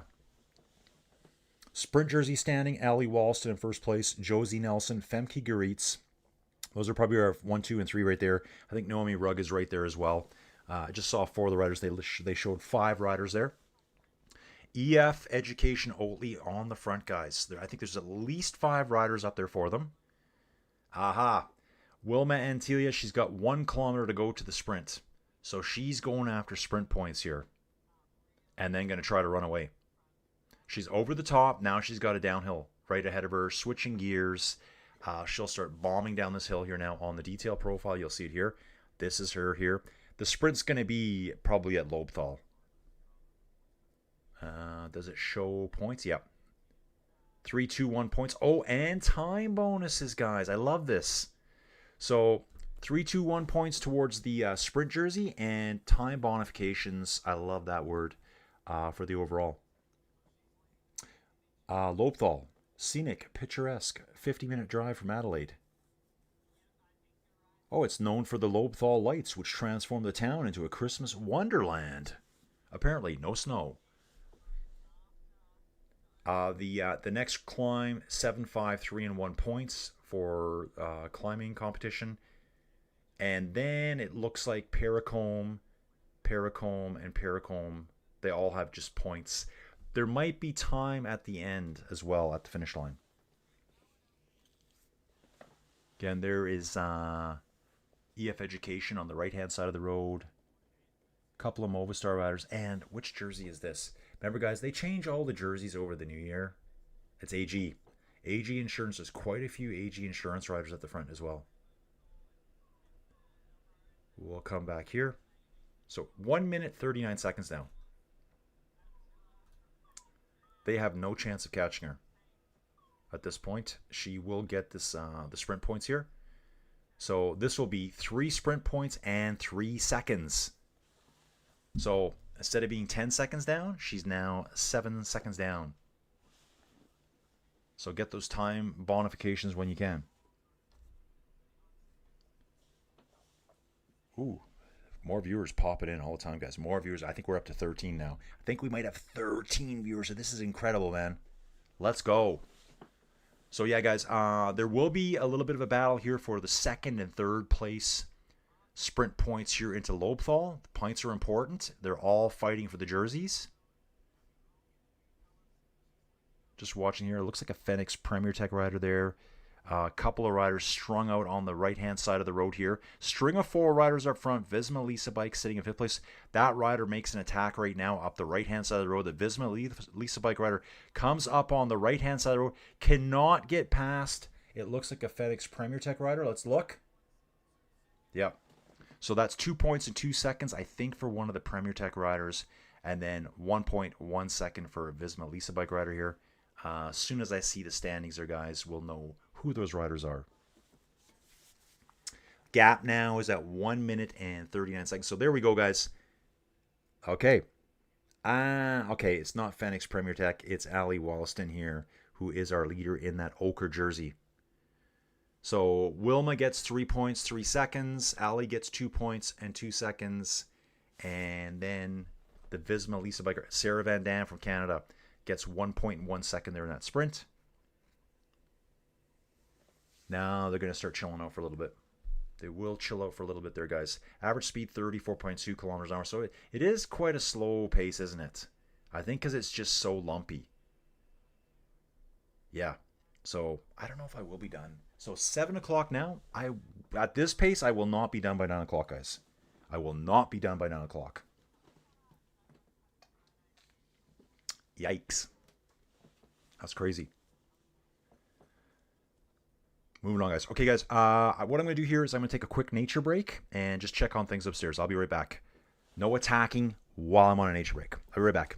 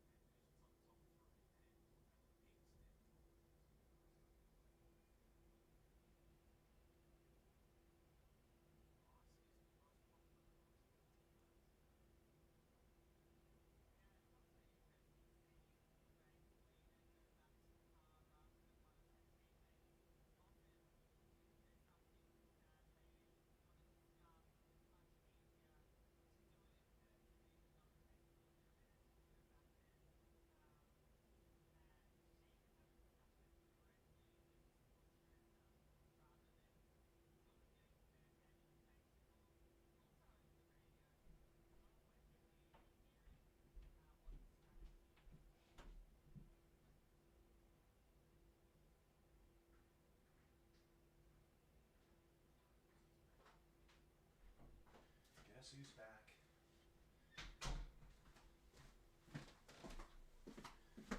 Dudes, we're back. We are back. Went upstairs. Everything's good. Those dogs are all just like crashed out all over the house. All over the house, guys. Imagine having 7 dogs inside your house. That's my life. 2 big dogs, 5 little dogs. It's just a disaster all the time. Currently have 84.3. Actually, it says here 83.4 kilometers to go. And I am live here. So let me just have a quick peek at that. Teams are getting organized on the front here. You're starting to see like the team's colors coming together. All the jerseys, you know, you're seeing 2s, 3s, and 4s of one jersey color here. Another one there. They're starting to get organized at this point. Okay. Most points classification wins in the Tour Down Under history would be Chloe Hosking between 2017 and 2020. And what else we got? Which rider has accumulated the most bonification seconds? Ali Wollaston, 12 seconds. I think that's over the whole race so far, the first 2 stages. Yeah, so I go up there. There's some dogs sitting in the living room. Dogs laying in the hallway. The little baby corgi, he's way down the hallway by himself. I usually get Joey Jojo a picture. Actually, I already got her one picture of him laying in the hallway. Okay, so we got that there, guys. Just checking a couple things here right now. And we're good. Yeah, man, I wish I was at that Christmas party. Usually I hang out with the owner, Dr. Krim. Richard Krim. That's Joey Jojo's boss. Joey runs the Didsbury office for him. Oh yeah, dudes. So what I'm doing too, this is pretty exciting stuff. When I start the real estate up this week, I'm going to start making YouTube videos of kind of like realtor life. You got to be careful what you show. Like, you can't be showing people's houses like inside without permission. I'm just going to make a bunch of videos on the areas I'm going to cover. So I thought it would be just a cool way to use my cameras that I have and probably just do a voice overlay. They could be lives, I don't know. So you guys might see some, I don't even know where I'm going to put that. Where am I going to put that? You know what? I'll probably be putting it on the Royal LePage YouTube channel, like for the company, the brokerage I'm going to work for. So I guess you guys won't see it. I could put a link. The oldest competitors to start today, Mavi Garcia is 42 years old. Claire Steele's 39. Amanda Spratt's at 38. Tiffany Cromwell, 37. And Barbara Goarshi is 35 years old. Actually, we've got quite a few riders. Here's 15 riders that are over the age of 30 at this race out of, I think, 90 riders. Dawn saying, the most dogs I've had in my house was 5. I had 3 dogs and was babysitting 2 others for a couple weeks. That was a few years ago. It was an animal house. Dawn, that's how I feel about the 7 we have.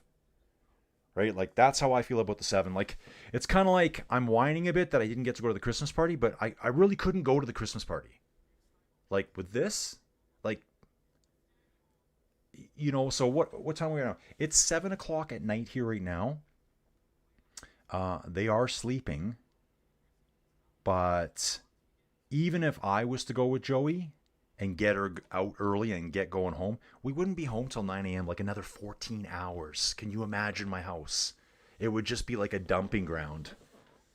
So, yeah, it's kind of like someone always has to be here now. And next week, I was telling Joey already, I said, you know, we got to make a plan every day as to what dog's going where. Ziggy's really good at going outside. I think I could let him out and he would just stay outside all day. But what I'm going to do is put him with Pedro, who lives out there. And they just hang out together in this giant pen. And then we'll lock up Charlie and Teddy. They can live in the kennel. Hazel's fine by herself. There's a couple dogs that are fine. And then the baby corgi, we got like him a white little pen he can live in. So we'll just plonk him in there and just kind of keep him contained. That's what we'll do.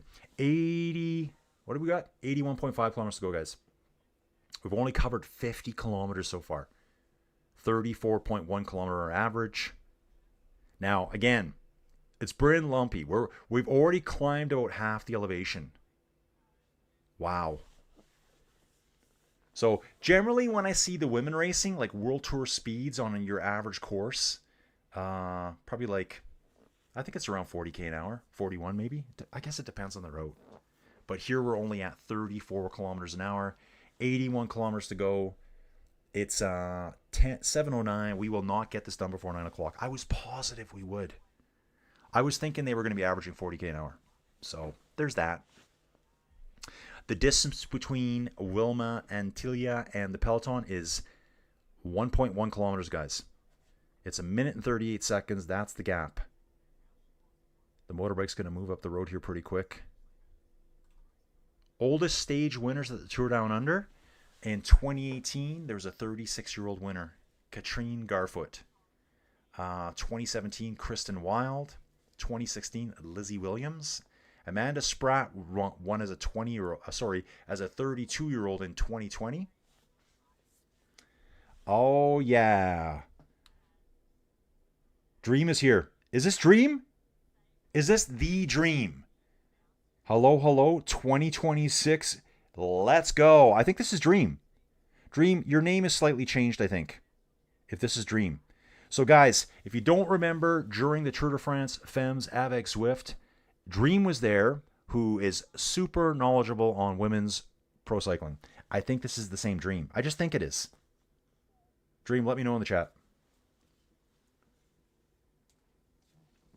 And again, dudes, sorry I missed last night's stage. I thought stage 1 was tonight.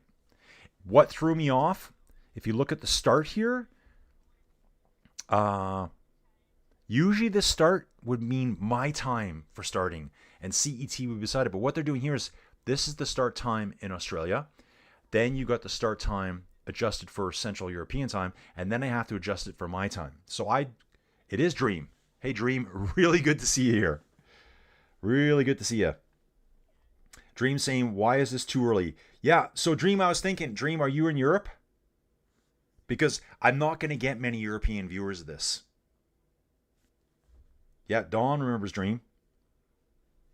Yeah, like, guys, if you're new to the channel or you see this video, my live stream is a video later, Dream, like, was the go-to.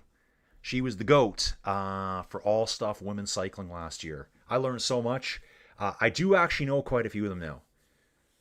You know, it's just like the men's racing too, though. You know, every team, you know, one or two names. There's 30, 40 riders on a team. So yeah, Europe, like, I mean, it's 7 at night for me. It's 3, 4 o'clock in the morning in most of Europe. So all those people that I know won't even be watching this. Amber Crack here for FTJ United Suez, pulling at the front in the peloton here. She's in that dark, I think it's a black jersey. Yeah, black with blue accents and red accents. FTJ Suez, 31 years old, from Oss in the Netherlands. Let's see what her last season looked like. She rode the Tre Valley of Eresine. I did that race, guys. I did the men's race. The Giro dell'Emilia. Here's that Ardèche race. Tour de France Femmes avec Zwift. Tour de Suisse Women. I only watched that race. I didn't actually do any stream on it. That when I was watching that, guys, that's when I was thinking, you know what? I'm going to do the Tour de France myself. And so this year, look at all these races she did early in the year. Tons of races early on. She did Tour Down Under last year. And then did a bunch of Australian races. Then goes over to Spain. Looks like she took a couple weeks off here before she went up to Belgium and did all of those spring classics. I don't think she had any wins last year. Oh, there she did right there. Tour de Suisse Women, first place on stage 2. She got second at La Classique Morbihan. I love looking back at their past seasons and seeing what's been going on for them. Dawn saying, we learned a lot. Is the Pink Shoes racing here? Dream saying, I learned a lot too. She's saying, hello, Dawn. Who is Pink Shoes? Dawn, who's Pink Shoes? I forget. Why I should know that. This sounds so familiar to me. So familiar. Kind of thinking I should do my live stream and then go down to the party. What do you think? I thought that would be a good idea. But I'd still be leaving the dogs alone all night. What are we ever going to do? What are we ever going to do? Guys, other updates from home here. Like I was just talking before, so I'm just firing up my real estate license again. And the beauty of it is, the broker was saying, he goes, Colin, he says, you're going to get all the leads for Carstairs, Didsbury. That's the area I worked before. I want to expand down to the south in Airdrie. That's where I want to go. It's like booming. But I think here in the spring, me and Joey and Jojo have decided we're going to sell this place off. And my goal is to get us back into Airdrie. That's where I met Joey Jojo. It was in Airdrie. And I want to get her back to her life in town there. We are so isolated out here, guys. It's like, you know, hey, Colin, we don't have any sugar. Okay, I need about an hour. Because I got to, like, you know, get my shoes, get my jacket, fire the car up, drive probably 20 minutes, 25 minutes into town, spend 5-10 minutes in the store, whatever it is, and then I got to drive 20, 25 minutes all the way home. It's just, it's so inconvenient. Oh, Chloe Digert, she wears the Pink Shoes? Yeah, oh, that's right. Yeah, Pink Shoes is racing then. Chloe is here. Let me jump back. Sorry, guys, I was stuck on Amber there for a second. If we just bounce back again, Chloe, I think she rides for SRAM, right? Yep, she's right here. Chloe is here. So, first race of the year, guys. First World Tour race. All the hitters are here. Well, not all of them, but, you know, a good majority. Yeah, Pink Shoes, that's Chloe. And, yeah, she is definitely the short shorts. I haven't seen him yet. And Looks like Wilma had a problem there. Yep. Wilma, I think she might have dropped her chain or her gears slipped really bad. Gap now is at 127. She did get the gap out to 139, but something funky was going on there. She just dropped a water bottle. Then when she tried to put something in the back of her jersey, it looks like she almost lost her balance. Okay, looks like she's got it all back under control now. It is saying a 1 minute 27-second gap. We're 77 kilometers to go, guys. Dream saying don't know why, but they have Sarah Van Dam favored for the stage. Yeah, Sarah Van Dam, Canadian rider. Sarah rides for... I saw her name down here. Yeah, she's Team Visma Lisa bike. From Victoria, that's right, 58 kilograms. She's 24 years old. It is an uphill finish, so we're going to actually go through Paracombe 3 times. Actually, 4 times. We go through it 4 times. First passage of the finish line, that'll be our first time through. Then we go through for a second time here. You can see Paracombe again. Paracombe for the 3rd time. And then basically we go back up at one more time, which ends up being the passage of the finish line. You can see here. Yeah, that's right. I think. Yeah, let's say it is. Let's just pretend we did. Feed zone here. Everyone's racing over the right-hand side of the road trying to get their gear. Pretty dangerous part of the race here doing this. It is on a bit of an uphill, so that'll slow them down a bit. Okay, here's a replay. Wilma's having a drink. Oh, yeah. The chain fell off. The chain fell right off. It looks like she was on the big chain ring, and it fell right off past the small one. She struggled a bit, and then got back under power. Pink shoes and short shorts. Uphill finish, maybe Blassie. Yeah. Paula Blassie, guys.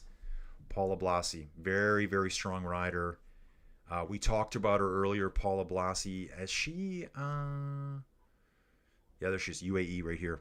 Paula Blassie, UAE. We saw her... that's right, guys. 2025. At the Tour of Romandy, she won. We talked about this earlier. She won the uphill time trial. Just a strong, powerful rider. We saw her earlier, too, win the sprint classification. If we bounce back here, we should see her name on it. Let's... was it a Lopthal? No. Yeah, she won the Ashton points. It's hard to see there, guys. It keeps just... Yeah, right there. Paula Blassie won the top of that 10-kilometer climb. 4.3% gradient. And she just powered away from them. Very strong, powerful rider. So it looks like here, total PCS points. Guys, PCS points are just the points assigned by Pro Cycling Stats. Her best year was 2024. Let's take a look at her again. Wilma. Yeah, well, she's 21 years old. So she was on a club team, straight to Continental, Lotto Destiny for 2 years. And now 2025, she moved over to Canyon SRAM. And her contract goes through this year with Canyon SRAM. Here we go. Covered 55 kilometers, average speed still at just 34 kilometers an hour. So at the current race pace, I still have 2 hours to go. So I'm not going to be until 9:30. Yeah, I think Rugg will do good today. However you say her name. Naomi Rugg.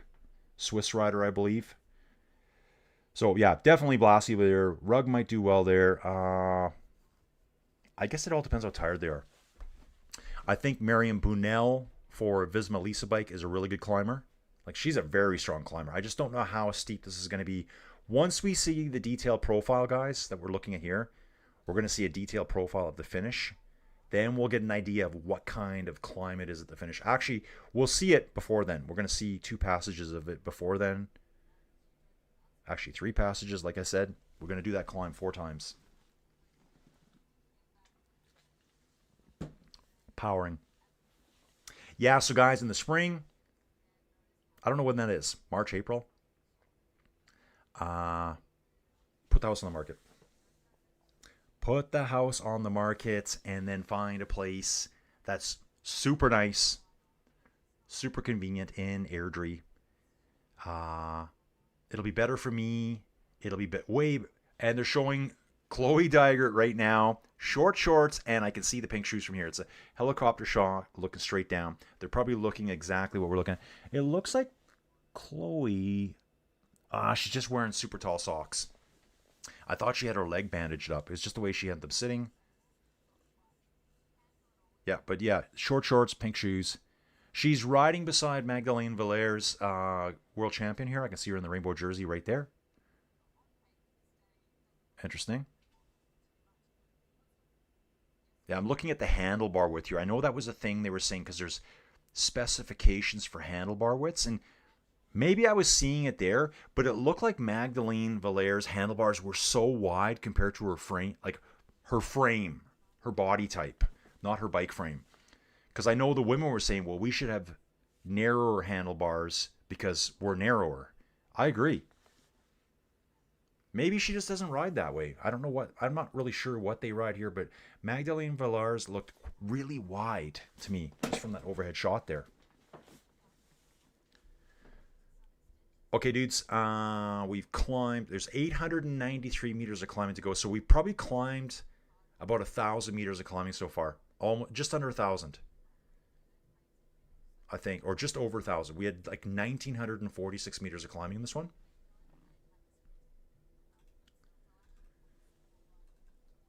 Let's see what else we got here. Just at 57 kilometers now. Got 74 kilometers to go. Yeah, Chloe with the pink shoes, short shorts, and yeah, full soccer shorts, socks. I mean, they're virtually up to her knees, right? Well, they're not. It looks like they are. There is a sock height limitation too in pro cycling, so they don't want you wearing like full past your knee socks because you can get serious aero advantages out of that. There's a rule for everything in cycling. Oh, I see. Team Australia has the youngest team at the Tour Down Under. Team Australia team this year is only 20, and this is in the Tour Down Under history. Team Australia this year, 2026, has the youngest team ever at 20 years and 143 days per rider. Soccer socks. How aero is that? That's from Dream. Dawn saying, did the UCI really go ahead with the minimum handlebar width regulation? I'm not really sure what they did, but I know they were talking about it, and I know the women were saying it too, and it probably more applies to them because they're not as wide here as us. And just that helicopter shot down in Magdalena, I'm like, her arms were splayed outwards like this. I'm like, that, no, she shouldn't be like that. So I can see why that makes sense for them. Sorry, dudes. Dudes, there's only a couple here. Guys, I'm just going to do a quick text. Yeah. Sorry, friend's just asking about me. It's calmer.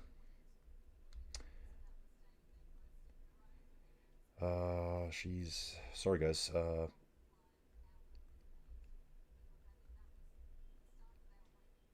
Party... I'm streaming. Sorry, guys, I shouldn't be dead air like this, but yeah, I just had a buddy sending me a message out of the blue here. So there we go, guys. Oh yeah, I gotta tell him this too. License.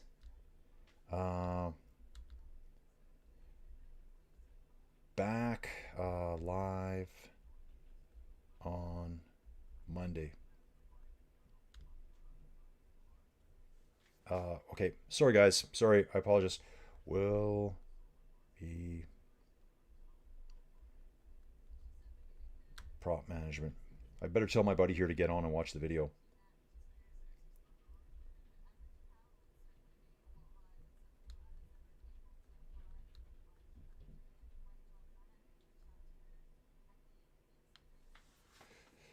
Okay, just a couple more guys.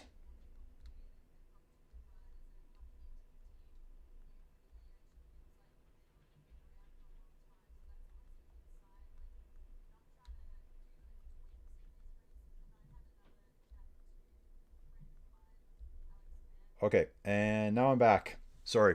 This is Birch. I I went to university with him. So I met him. I actually met him in second year university because I transferred in from a different school into the University of Calgary. And so that was, guys, that was 1993. 93? Might have been 93 or 94. I can't remember now. So I've known him. Wow, Birch. I've known you over 30 years, dude. Over 30 years. We were both geologists.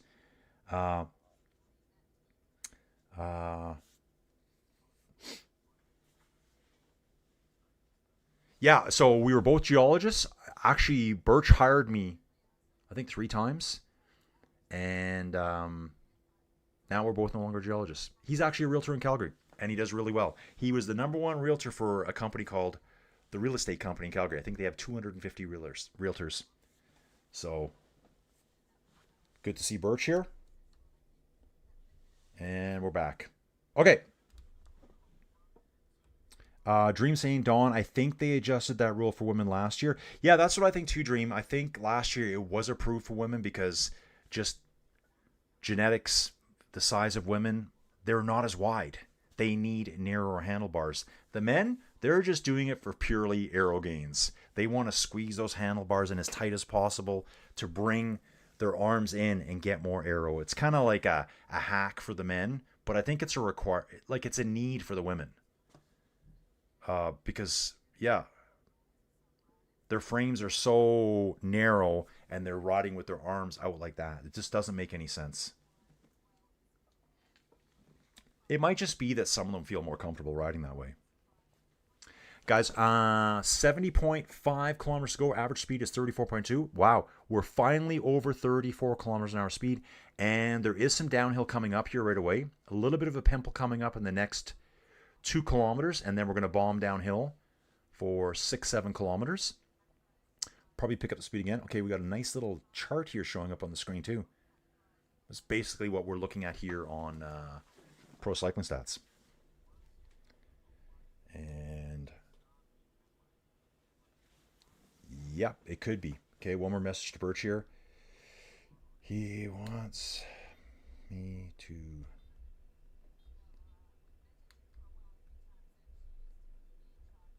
think they have 8 units.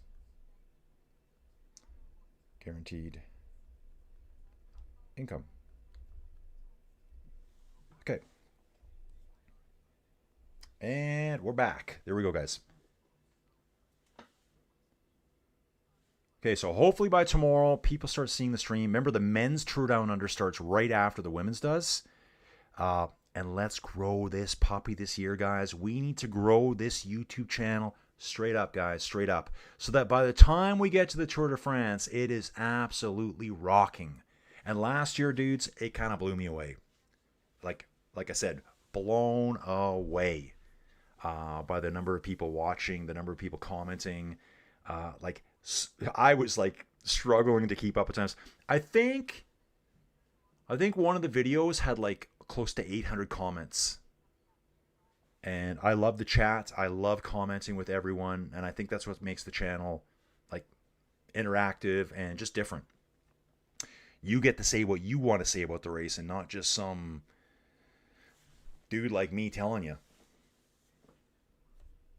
So it's good.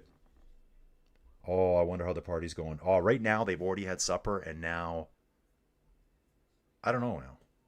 It's not, yeah. These Christmas parties that they go to, they're not crazy. There's really no music. They might have a bit of music there, but it's just a bunch of co-workers sitting around having some drinks. They'll probably all be destroyed by 11 o'clock. At the latest. And if Joey Jojo's in her peak, she'll be under the table in about half an hour. Half an hour. So yeah, guys, like I said, Home Alone tonight.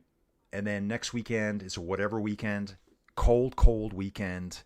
I think the one day the high is minus 25 Celsius. I think that's Sunday. So I got to make sure we got the wood stove going upstairs. I got to stock up on some stuff for that. And then the following weekend after that, Joey Jojo, Addison, and Avery all go to Cabo. So I'm like, oh, I think they're gone for 8 days to my favorite resort. And I don't get to go this year. why, Colin? Why do you not get to go? Because I got these 7 dogs I got to take care of. 7 dogs I got to take care of. Actually, the reason that I didn't get to go this year, guys, is because I had a couple of really good job interviews, and me and Joey Jojo had booked the trip November 7th. I remember that. And this trip was for my birthday. Uh-oh. Spoiler alert. Colin's birthday is in the next little while, guys. And so we booked the trip for Jan 31st. Not my birthday. And then, these interviews came along and they're like, do you have any vacation coming? Nope, I got no vacation.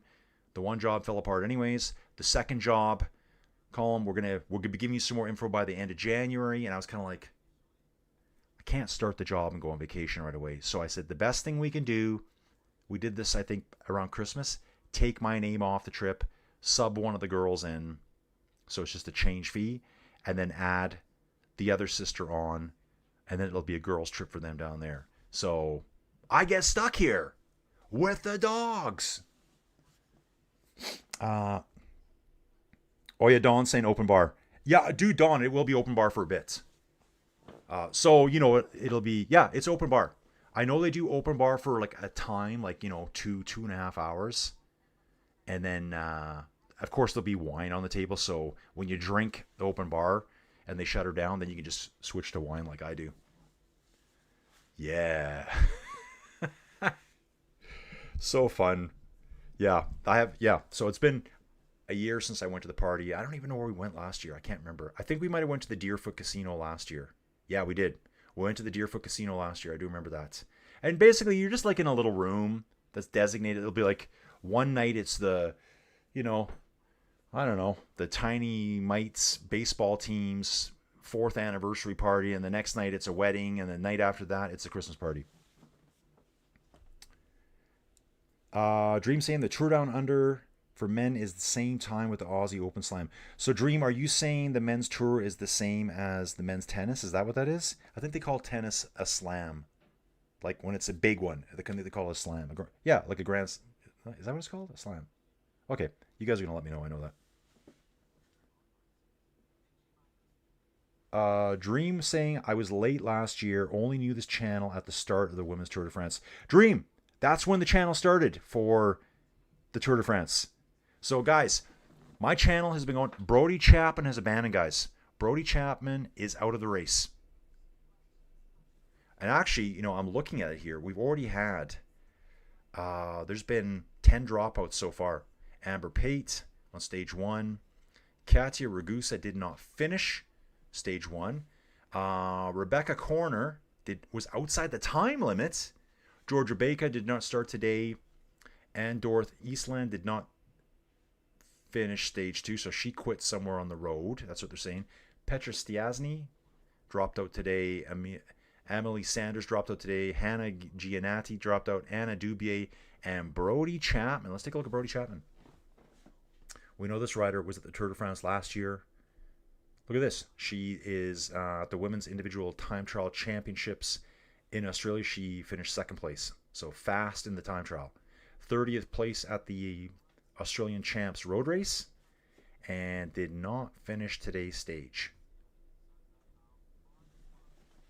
Yeah, so Dream, my channel's been going 3 years this January, and I was just covering virtual cycling and making tutorial videos about cycling applications. My first real world race I covered was the men's Tour de France last year. Okay, so Dream only came on at the start of the women's Tour de France. Okay, gotcha. Does anyone watch tennis anymore? Pickleball is a sport to do and watch lately. Really? Actually, I met a guy, Damon Bates. He has a business called ZMS Esports, and he provides like coverage of esports. And a huge one is tennis right now. Tennis esports is huge. So like, I think just recently they flew him from the UK all the way to Vegas for a tennis esports competition, and he did the broadcast for it, like provided all the coverage. In fact, myself and Damon from ZMS work together, and we do cycling coverage over on Training Peaks Virtual for the Echelon Racing League. So we've been doing that. I think I missed one of them. Yeah, I think I missed one of them over Christmas during my funk session. Yeah, I did. There was a storm blowing in, and I was just like, I don't want I don't think I can sit here and commentate for 4 hours. I just couldn't. Kind of had I guess I had a mini meltdown. Mini meltdown. Colin had a mini meltdown, and he got funked out and didn't want to do it. And note, I'm saying funk, funk, funk, funk. I used to love watching tennis. Don used to love it. Don plays tennis on the Nintendo Switch. It's fun. Yeah, I think it was 2 Christmases ago. The girls did that all night, and I had the Switch for them to do it again. They didn't even touch it. I don't know why. I guess we just weren't in the mood. Actually, probably 2 weeks ago, I stopped by their house. So Avery and Addison live together. They're sisters. They live together, and I just said, here's a Nintendo Switch. Have it. I don't even use it. So they have it, and they love it. Most of DNF probably from the last kilometers crashes in the sprints. Yep. So Wilma Antilia is still up front, guys. 1 minute and 30 seconds. And it horrifies me when it says the front of the race has passed the halfway point at kilometer 65.3. What? We're only halfway? Guys, see? I'm out of condition. Last year, a 4-hour race would be to nothing. So race time right now, we're at 1 hour and 55 minutes. Help me power through, guys. Help me power through. Help me. I don't want a DNF. I don't want a DNF, guys. Dream saying, lol, tennis fans hate pickleball. Yeah, it's crazy how huge pickleball is now. I hear people talking about it all the time. Why wouldn't you just play tennis? I guess pickleball is you don't have to be as athletic, probably. Smaller court. You don't got to cover as much ground. That's probably why they do that. Don says he used to play and watch tennis, attended the US Open. It's about a 38-minute drive from my place. I like that. It's 38 minutes from Don's house, not 40. 38 minutes. Dream. They're converting one tennis court to 6 pickleball courts. That was my other comment. Like, you can get a lot of courts in a small area. Whereas tennis, the courts are pretty big. So I could see why they do that. Oh, yeah. Yeah, guys. So starting this week, I get to get out of the house every day. I get to get out of this house every day. It's probably part of Colin's funk, guys. Yeah, that was probably part of my funk. Just being stuck in the house every day, even though I've got my cycling. After a while, I'm like, I don't care. Okay, guys, it's 5 kilometers to the foot of Norsworthy Climb. It's a short one. It's only 1.2 kilometers at 4.4% gradient. We do have 7, 5, 3, and 1 points available for the top 4 riders to go through there. After that, we have the small town of Kersbrook. Okay, I didn't see this before. That one has 3, 2, and 1 points for the sprinters and time bonifications of 3, 2, and 1 seconds. Don saying the retired pro tennis folks pivoted to pickleball. Yes, 4 pickleball courts he's saying for 1 tennis court. Okay, gotcha. Gap right now at 1 minute and 32 seconds. So they've got still half the race to bring it back. And again, that horrifies me right now because I'm ready for bed. It's 20 to 8 and I'm really tired. Like I said, I had that nap today, but I think that was maybe about half the sleep I needed from the night before. And I'm already been in a deficit for, it seems like, weeks on end. And a big food deficit too, so. And that's the good thing. I've been eating so little that I haven't put any weight on. Because generally I would need cycling to burn off those calories that I just pound into me. Because usually when I eat, it's like, oh yeah, I'm eating all day long. Right now, guys, we're in the Kenton Valley, heading towards the Norsworthy Climb. Again, 1.2 kilometers at 4.4%. This will be contested here. This will be contested. And just going to check some stuff out here. What does he say? Yeah, yep. Okay, I got to send this one back to Birch. Let's just say it. I'm going to give my buddy Birch, he's giving me some advice here. I'm going to say 5x5. He's going to love that. He actually watches the stream once in a while. And he's known me over 30 years, whatever, 30, 31 years. He goes, it's hilarious, your stream. The stuff you talk about, the things you say. Thanks, dude. Dawn saying, catch up. Come on, Rosita. Come on. Come on. FDJ Suez controlling the front right now, guys. FDJ Suez. I see 2 riders from AG Insurance. I believe that's 2 of them there. Visma Lisa bike nearby. This is not Chloe, I can tell. SRAM rider. This is Tiffany, I think. I think Tiffany's way far back. Oh no, sorry. This is Wilma. I just saw the blonde hair and I thought this might be Tiffany Cromwell. It is our leader. I know Tiffany Cromwell fell off the back earlier, so I kind of thought they were showing a straggler at the back. Jeannie Bouchard is now a pickleball player. She's probably one of the biggest names. Oh, okay. Yeah, I used to love watching tennis and cycling.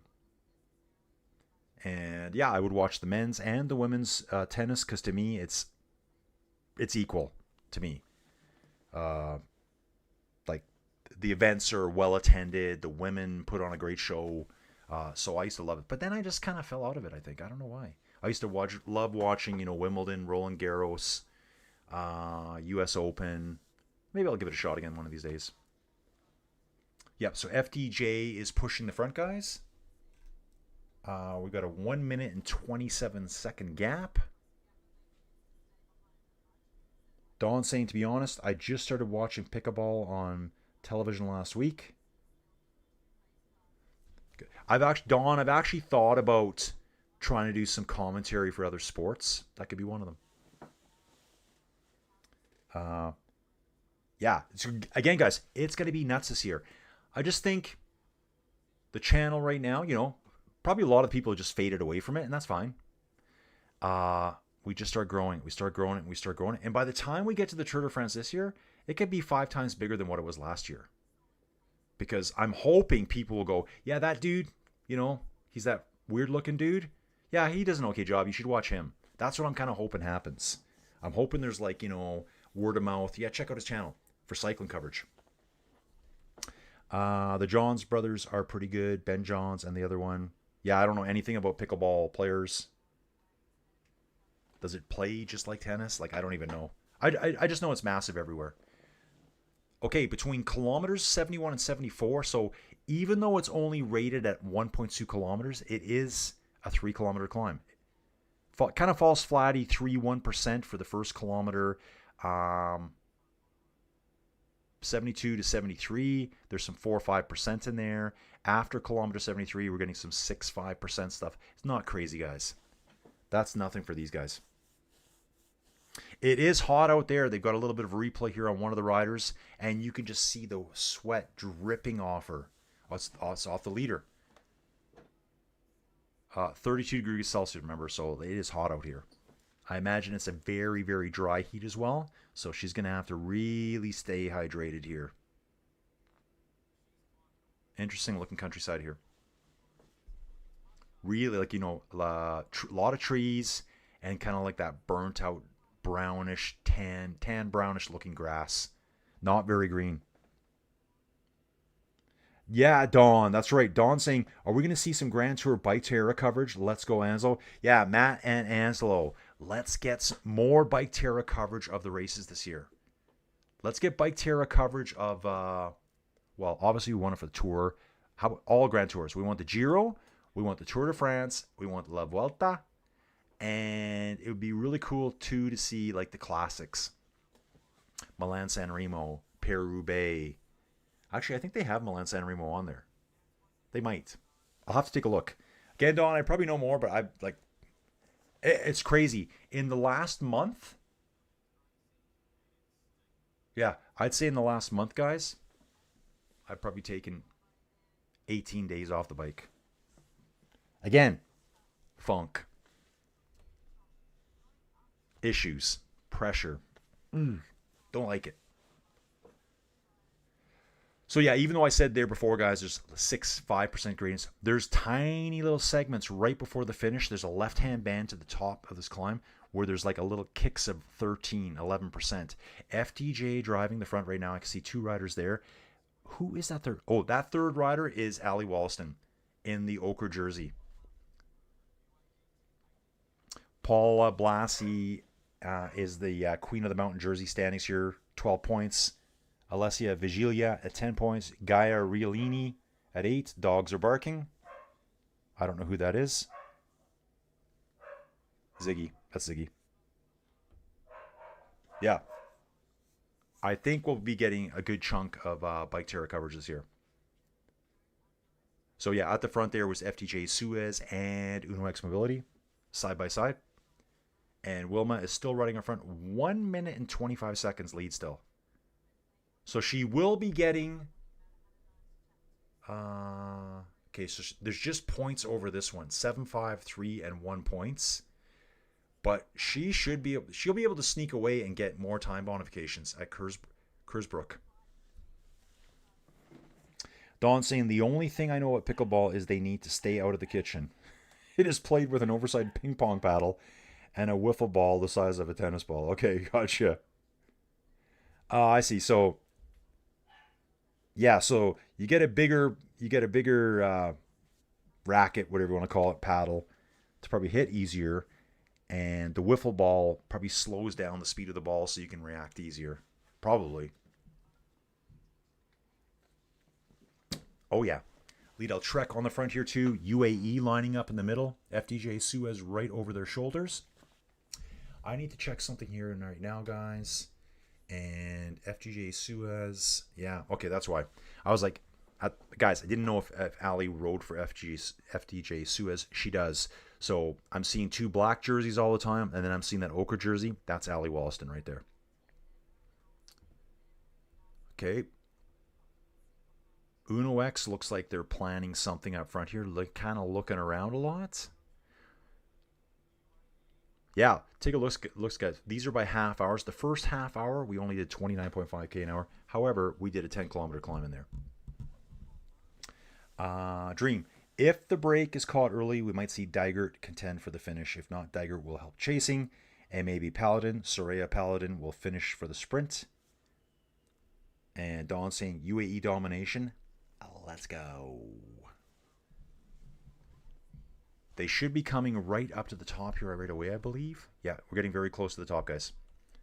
Obviously, points are going to go to Wilma Antilia. She's going to get 7 points at the top. Yep, 7 points at the top. And then they'll be fighting for 5, 3, and 1 points.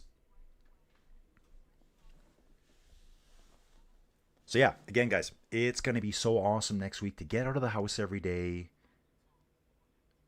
Go to the office. And what's cool, too, is that the broker has an office in Olds. That's where I'll go first. There's actually his old office. That was my office. That was my office, believe it or not. I stopped working for them over 5 years ago. Yeah, over 5 years ago. My office is still sitting in Didsbury, and I don't think anyone uses it, so I might go use that. Just to leave the house, go in my car, go to a place where there's human beings. I felt I was getting pretty isolated out here. More funk. Like, I hear the dogs playing around upstairs. Okay, she's at the steep. She must be pretty steep here. This must be that 11, 12, 13% stuff. She really slowed down. I think she takes one corner and she'll be over the top. Gritting her teeth here right now. Holding this 1 minute and 30-second gap. Here's that left-hand bend, I think it is. That looks like, I think that might have been a neutral service car. It looks like the Shimano car going by. I'm looking for the line here. It might be just up ahead of us on the screen here. She has a quick look over her shoulder. Dream saying, don't know who FDJ GC is. Okay, it might be Amber Crack. Yeah, I think it is steep here. The way she's riding. 57 kilometers to go, guys. I hear a lot of noise from the dogs. I may have to run up and check on them. I hear them just trotting all over the house. See how long I can go without checking on them. Okay, there's that hard corner I was talking about. It must be the finish line. Must be right on there. The climb line. There it is, right there. See the white marking across the road. So 2 corners for her to go, really. And it is quite steep. They were saying this was like 11 to 13% gradients and sections. Oh, right here. The last breakaways for the Finnish rider Wilma Antilia was at in 2024 was at Shell de Pries. So that's one of the spring classic. Well, it's not a spring classic, but it's a race that's big in the spring. It's part of that whole circuit. Dream, I think. Well, right now, Ali Wollaston has first place for FDJ. Isn't she in the jersey? Yeah, she is. So, I mean, obviously she's going to try to defend it. Yeah, Ali Wollaston here. So she has the lead right now. Can she defend it all the way? We're going to find out.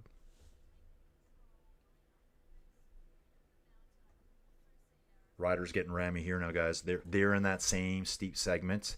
So here comes Wilma coming through to get 7 points. Yeah, it's really windy out here, guys. Really windy. She does have a tailwind right now.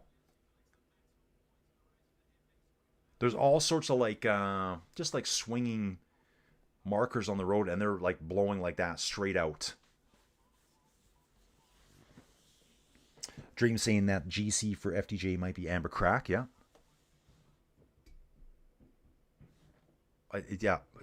What I don't like is when I hear banging around upstairs. I'm like, what are you guys tearing apart up there? It's probably Ziggy on the counters.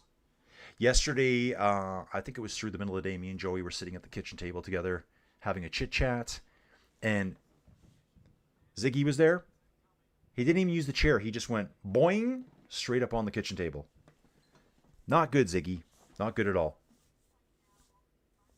Bit of a quick replay here watching this. A UAE rider gets second. Lidl Trek riders take third and fourth, which will finish off the points for the climb there. So we'll figure out who all those riders are right away. Wilma Antilia did definitely one Norsworthy climb. She's on the descent now, and she'll be going to Kersbrook to devour some more time bonifications.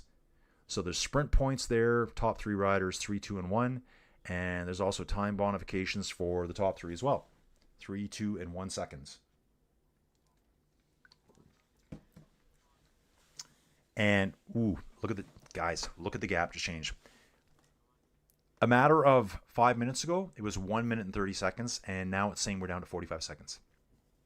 So the peloton was like absolutely smashing it going up that climb and devouring the lead that Wilma had there. Dawn, does the Corgi pup have a name? Well, Dawn, Joey Jojo would like you to know that his name is Hetfield, as in James Hetfield, the lead singer of Metallica. And he's quite the character. He's a brindle Corgi, so he's got all the brindling on him. So he's got some blocky colors up front, which look really good, but his back end, like his pants, are all brindle, kind of like Ziggy's. Ziggy's really brindly as well, like that black and white splotching.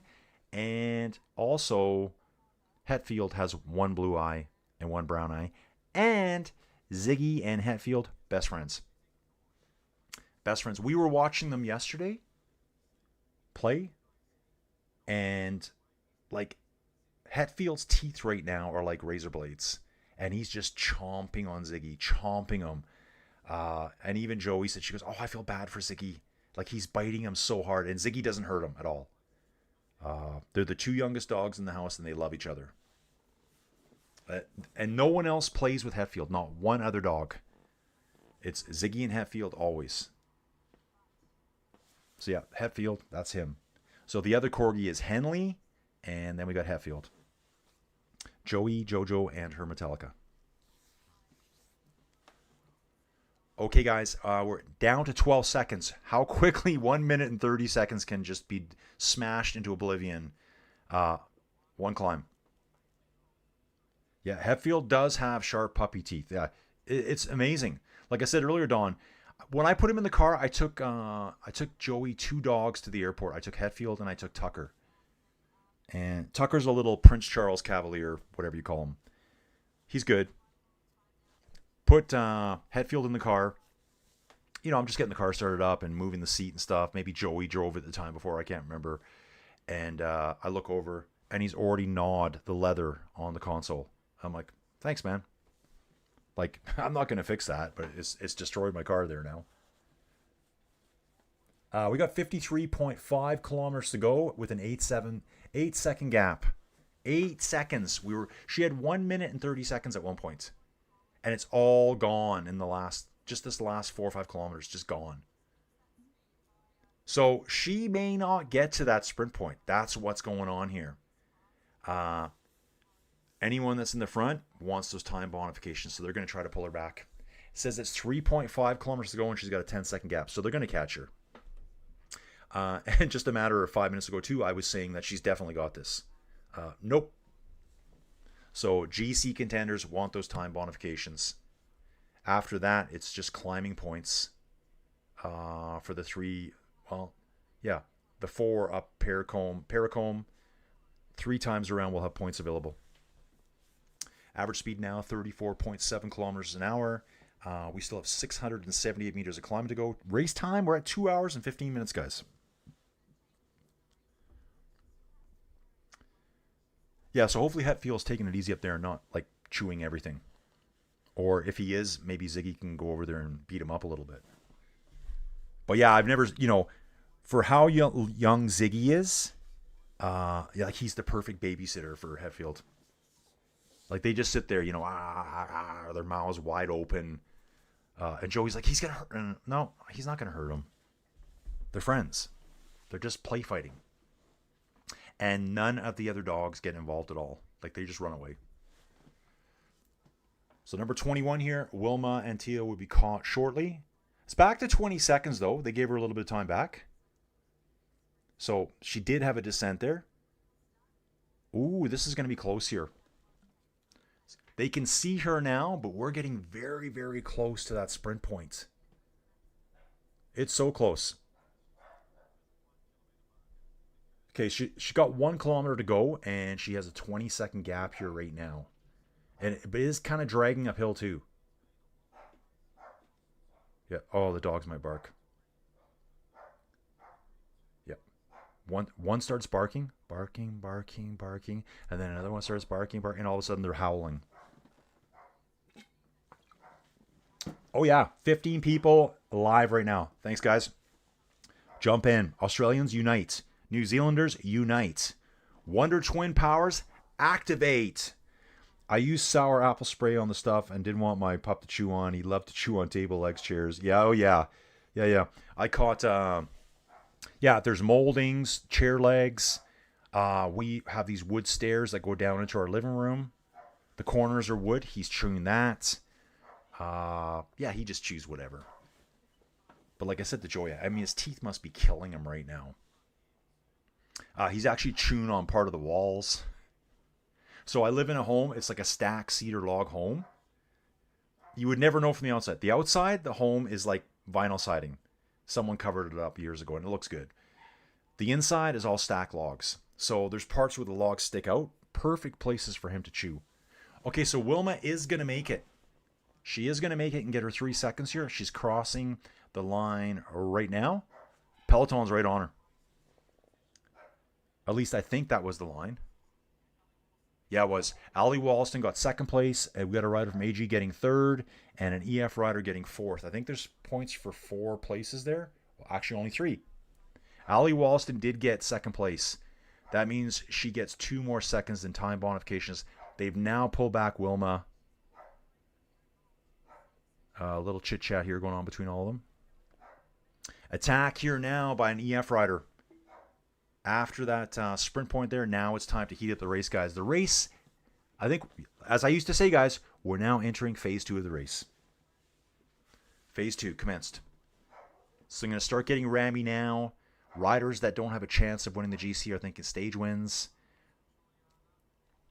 We got the Australian champion in the front with an EF rider. Should be pretty good. Yeah, so I'm going to get lots of rest tonight. So Colin, you can do this. And then what I'll do, guys, is, I never sleep in. You guys know that. Yeah, so Wilma Antilia gets 7. Paula Blassie, 5. Wow, why did I think that was Ali Walston?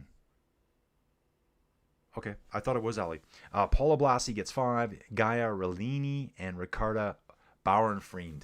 Fiend. Oh, I remember her from Tour de France. Are you sure that's not Ali Wollaston? Oh, that was Norsworthy Climb. Sorry. That was Norsworthy Climb. This was Kersbrook. So we're still waiting on that. Virtual QOM, because of that climb, it's Paula Blasi on 17 points. So we're still waiting for all the riders to come through Kersbrook. Yeah, it's not showing it yet. Yeah, dream. Right now, Ali Wollaston does have the leader's jersey for FTJ. And at that sprint, I just saw her get second place. So I'm just waiting for all those standings to show. So it'll be Wilma, it'll be Ali Wollaston second, and whoever was there for third. And another attack by an EF rider here up the right-hand side. It's kind of like an attack, recover, everyone slow down. Another attack. We're going to see a series of those now until this race blows wide open, guys. Wide open. Yep, she's back now. They've hauled her back, and then it's going to be like no time at all. Okay, is that her? Yeah, we are looking at the same group. Before the next attacks go off. Yeah, so this, put the dogs outside, lay on that couch, relax, and then 5:30 tomorrow morning we have Benidorm cyclocross. So I'll just get up at like 4:30. I'll create a stream and we're going to go again, guys.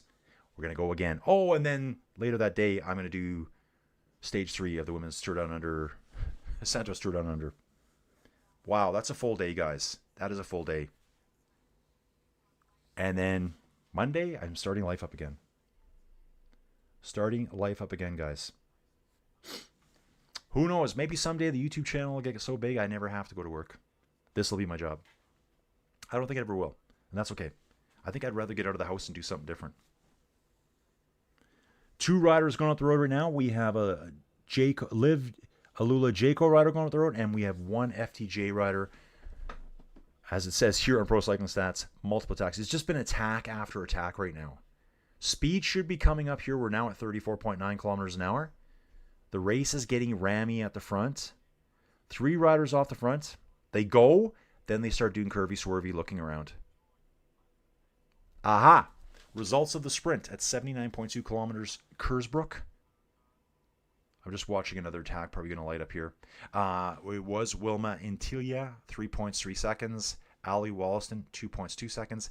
Naomi Rugg, 1.1 second. So if we look at the general classification right now, it's still Ali Wollaston by 8 seconds over Josie Nelson. And so it was 4 seconds. She just picked up another 4 seconds today. That's where that 8-second gap comes from. Wilma Antilia has moved up into 3rd place overall with her 6 seconds in time bonifications. She just has to finish up there with them. She can't get dropped now. I'm also watching a Movistar rider go up the road again.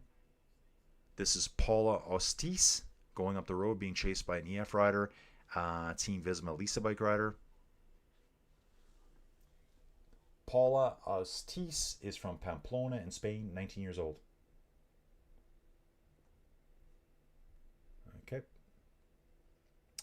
83.4 kilometers coverage. We're now at 35k an hour, 638 meters of climbing still to go. Dawn saying you can make a side channel called Nature Walks with Colin. You can visit different sites like the Ghost Town. Dude, Dawn, I still want to do all that. I love that stuff. I love, even though our history here is not that old, there's a lot of really cool history, like old mines. You know what? Like, actually, that might be pretty cool. So, in that real estate thing I'm going to send you earlier, like, he asked me to do property management. Okay, what do I got to do? Get your license. What does that mean? Spend more money and spend the next week doing that course. Then you got a bit of guaranteed income. Well, that's down in Drumheller. That's east of me, and that's where the big dinosaur area is in Canada. And there's also tons of old coal mines there. Really cool, like old mining stuff. So, ooh, they just showed the average temperatures. Yeah, right now, guys, they're in 34 degrees Celsius. That's probably like 95 degrees Fahrenheit. 95, 96 Fahrenheit at the moment. On a slightly flatter part of the course, so I think we might see speed come up a bit. Speed may come up. It's currently 8:06 at night with 46 kilometers to go, moving at 35 an hour. So yeah, we're going to be done 9:06 and add another 15 minutes on. That seems really long. So yeah, guys, it is a hot one out here for sure. It's a hot one. I think I'm so tired right now. I'm at the kind of point where, like, I could just blink, long blink, and I could be in bed. I'm at that point right now.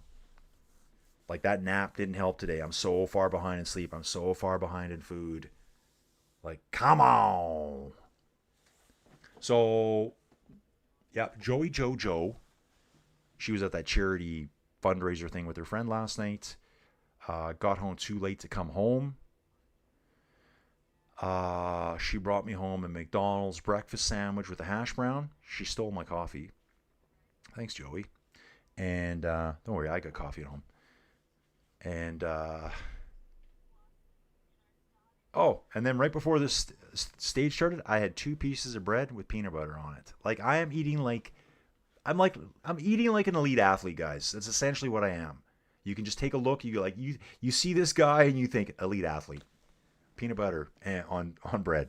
That's the diet of an elite athlete. And I'll be so tired after this that I won't have time to eat. I'm just going to go to sleep. Wake up even hungrier. Guys, we do have some climbs coming up again here. It's going to get a bit lumpy. We're almost at the point where we go into the cross over the finish line for the first time. We're in an area called the Chain of Ponds. Initially described as a creek, ran all the way from Kersbrook to its confluence with the River Torrens. The area was dotted at regular intervals with small ponds having no visible connection above the ground, yet never drying up, even in the driest summers. The chain of waterholes vanished under the waters of the Millbrook Reservoir in 1918, folks. It's common knowledge. I just pulled it off the top of my head, guys. I just knew that. I'm just telling you guys that. I'm just reading it off the screen here. Walk it off, bro. Walk it off. Getting kind of goofy, guys, because I am so tired. I told myself I was going to be on fire, but I didn't really think about how tired I was going to be. And just checking the whole message situation here. We're looking good. We're looking good. Okay. Moving along nicely here now, guys. 35.3k an hour average speed. Current race hour time, 2 hours and 26 minutes of racing. Yeah, it feels like I'm not going to have a lot of turnaround before the next streams. You know, by the time we do the cyclocross racing, that's about 2.5 hours. It'll be 9 o'clock in the morning. I guess I got 8 hours.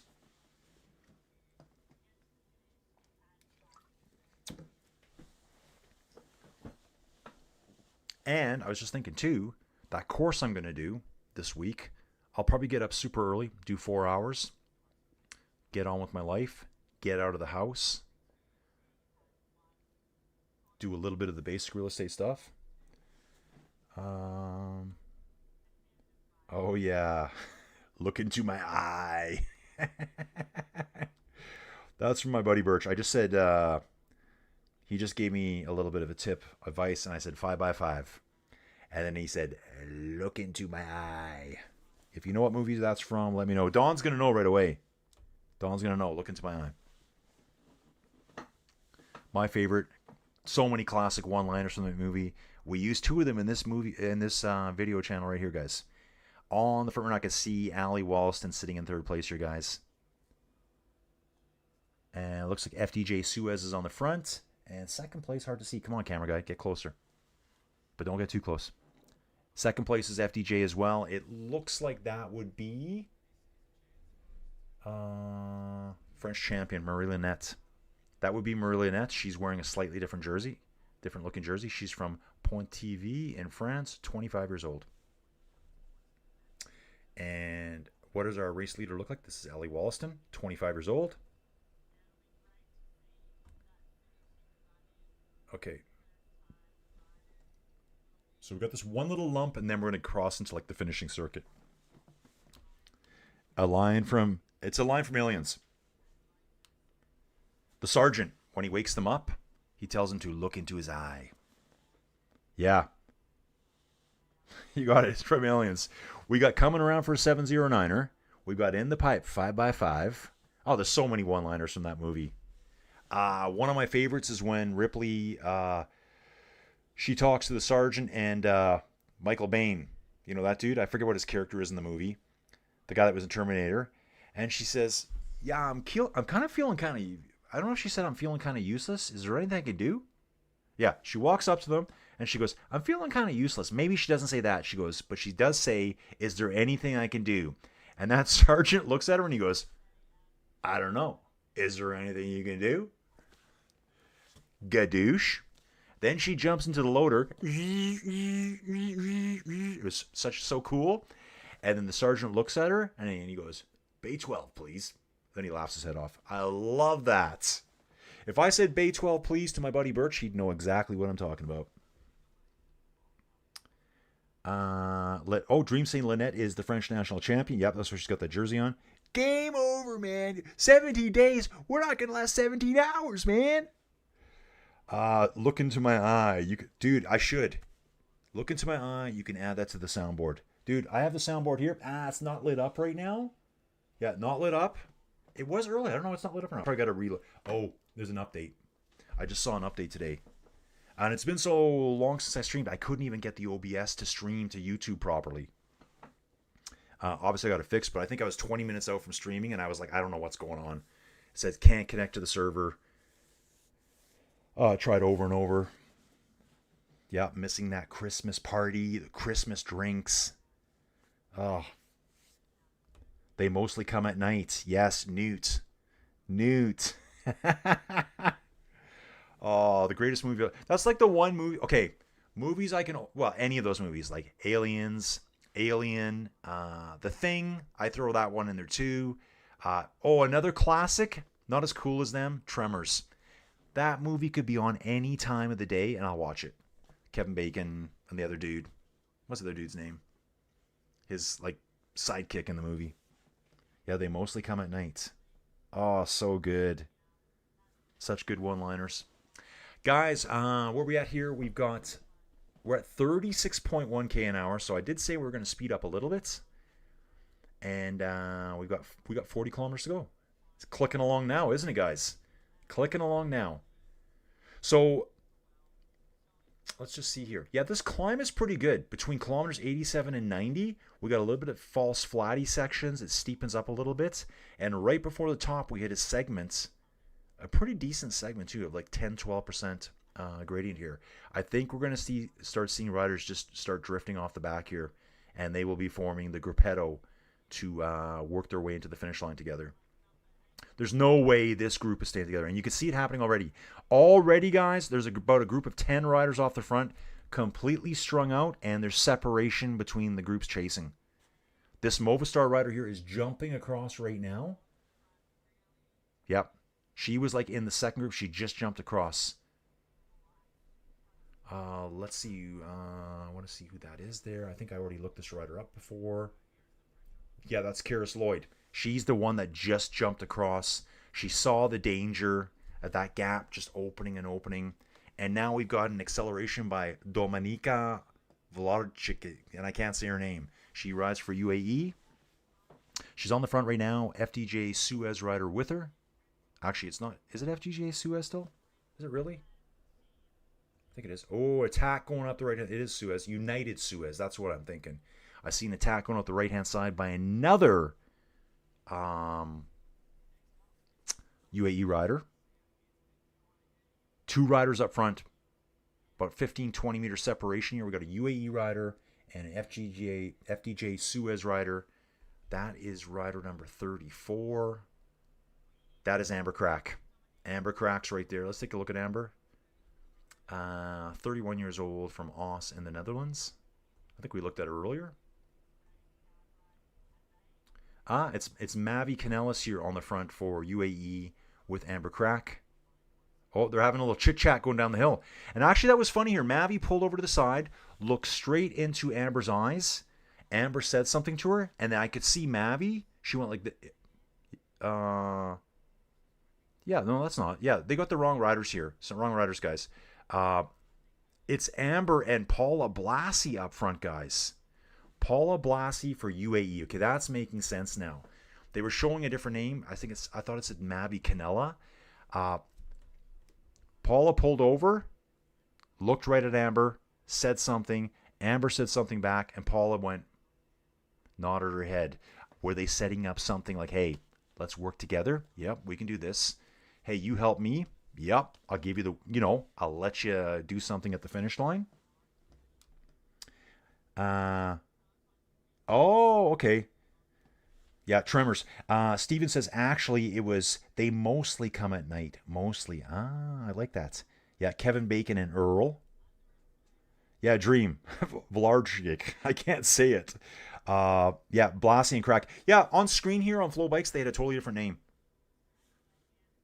Oh, this is hilarious. Amber Crack and Paula Blassie are like laughing with each other here. Yeah, funny. Peloton's got them back, guys. We have 38.9 kilometers to go, guys. Rocking and rolling now. Under 500 meters of climbing still to go. Yeah, still quite a bit of climbing here, which is going to slow us down, and it's going to keep calling up even longer. He's tired. Don saying, do all the riders at the UCI provided GPS transponders attached to their bikes? They're going to have like trackers on their bikes. They'll be sticking off the back of the seat post. But I don't think it's like remember last year when we had that. Yeah, it's hilarious here. They're saying riders caught Mavi Garcia and Amber Crack. It was Paula Blassie with Amber Crack. And before they had a different name for her. So it looks like there's just a few.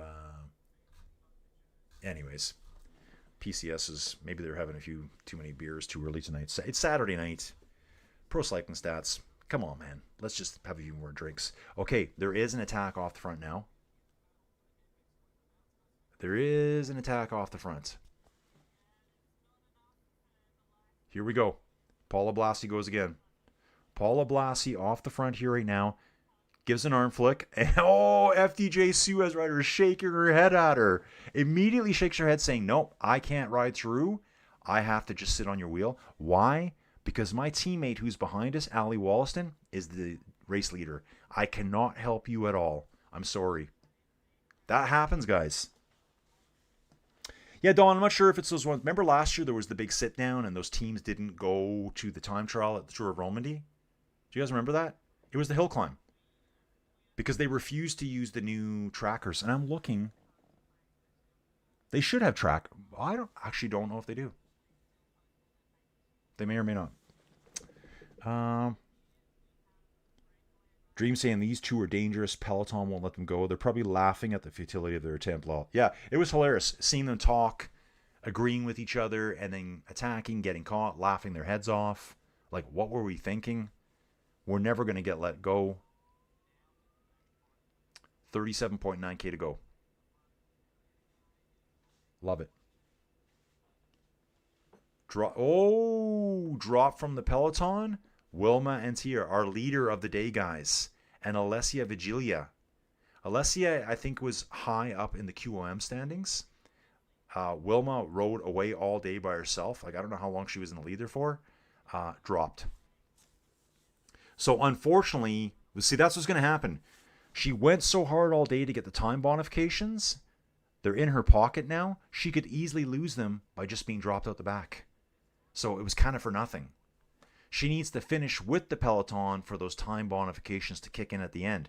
Just finish in the group and you got a bonus 6 seconds. You vault ahead of everyone. Now we got Team Visma Lisa Bike on the attack here. Who's this? Let me see if I can get a number. I don't think it's Marion. Looks like Paula's reacting to it, coming right up. Amber Crack there as well. Oh, Addison's messaging me now. Like crazy. Live stream. Okay. Sorry, guys.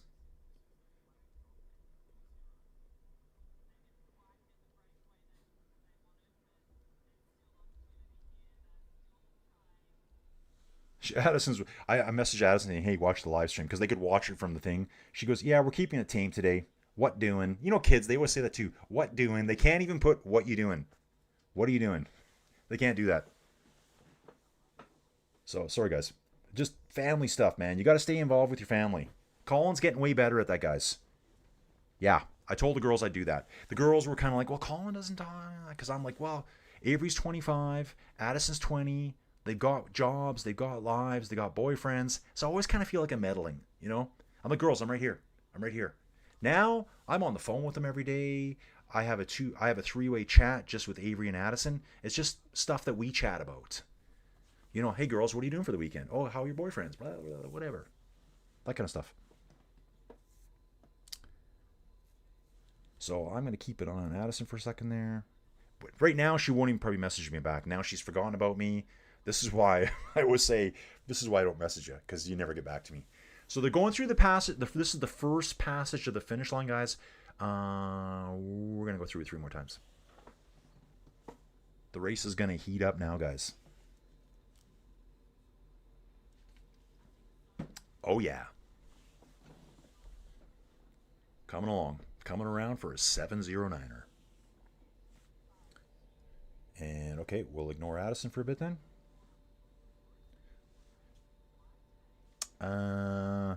Dawn Singh, Pauline Ferrand Prevost with visit. I don't think she'll be here. No, I didn't hear she was here. We would have heard her name by now, Dawn. So let's take a look at them.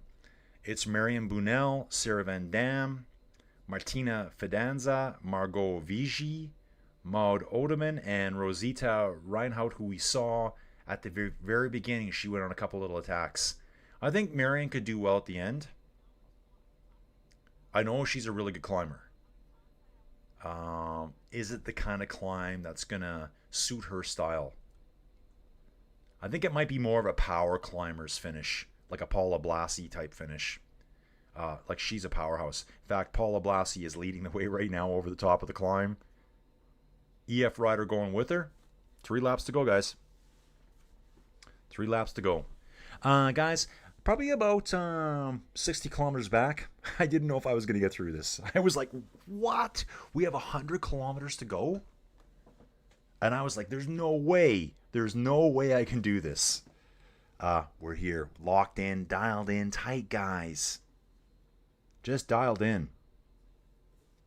Overview of the jerseys. So GC is Ali Walston. Sprints, Josie Nelson. Youth, Justina Shapla. And KOM is Alessi Vigilia. That's all going to change today, probably outside of Ali Walston. I think she will keep GC today.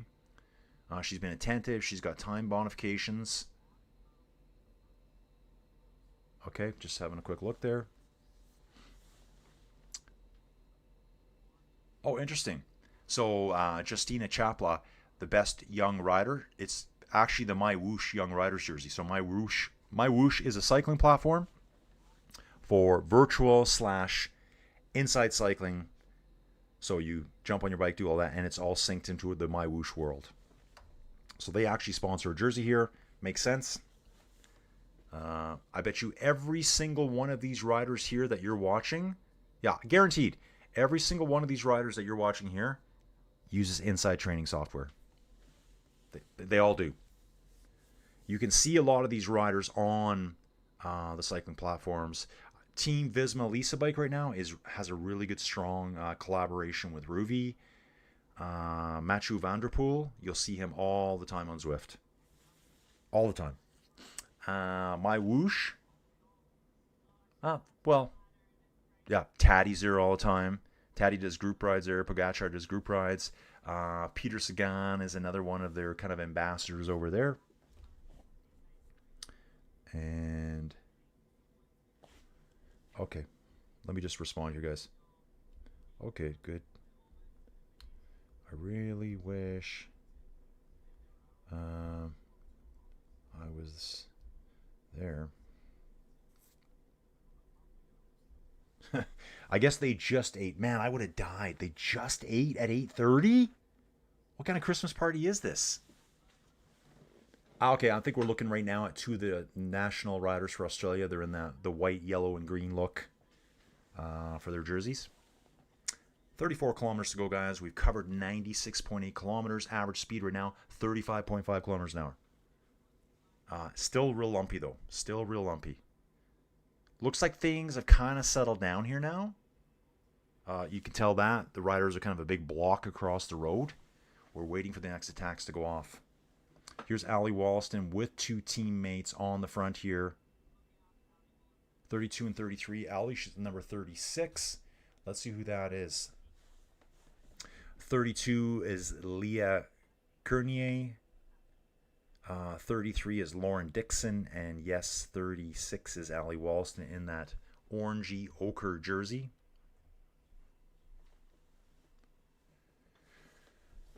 And we're rocking, guys. We are moving around the course quickly right now. A little bit of an incline coming up. You can see it here on the detail profile. And then we kind of bomb downhill again. And we go back up through the start-finish again.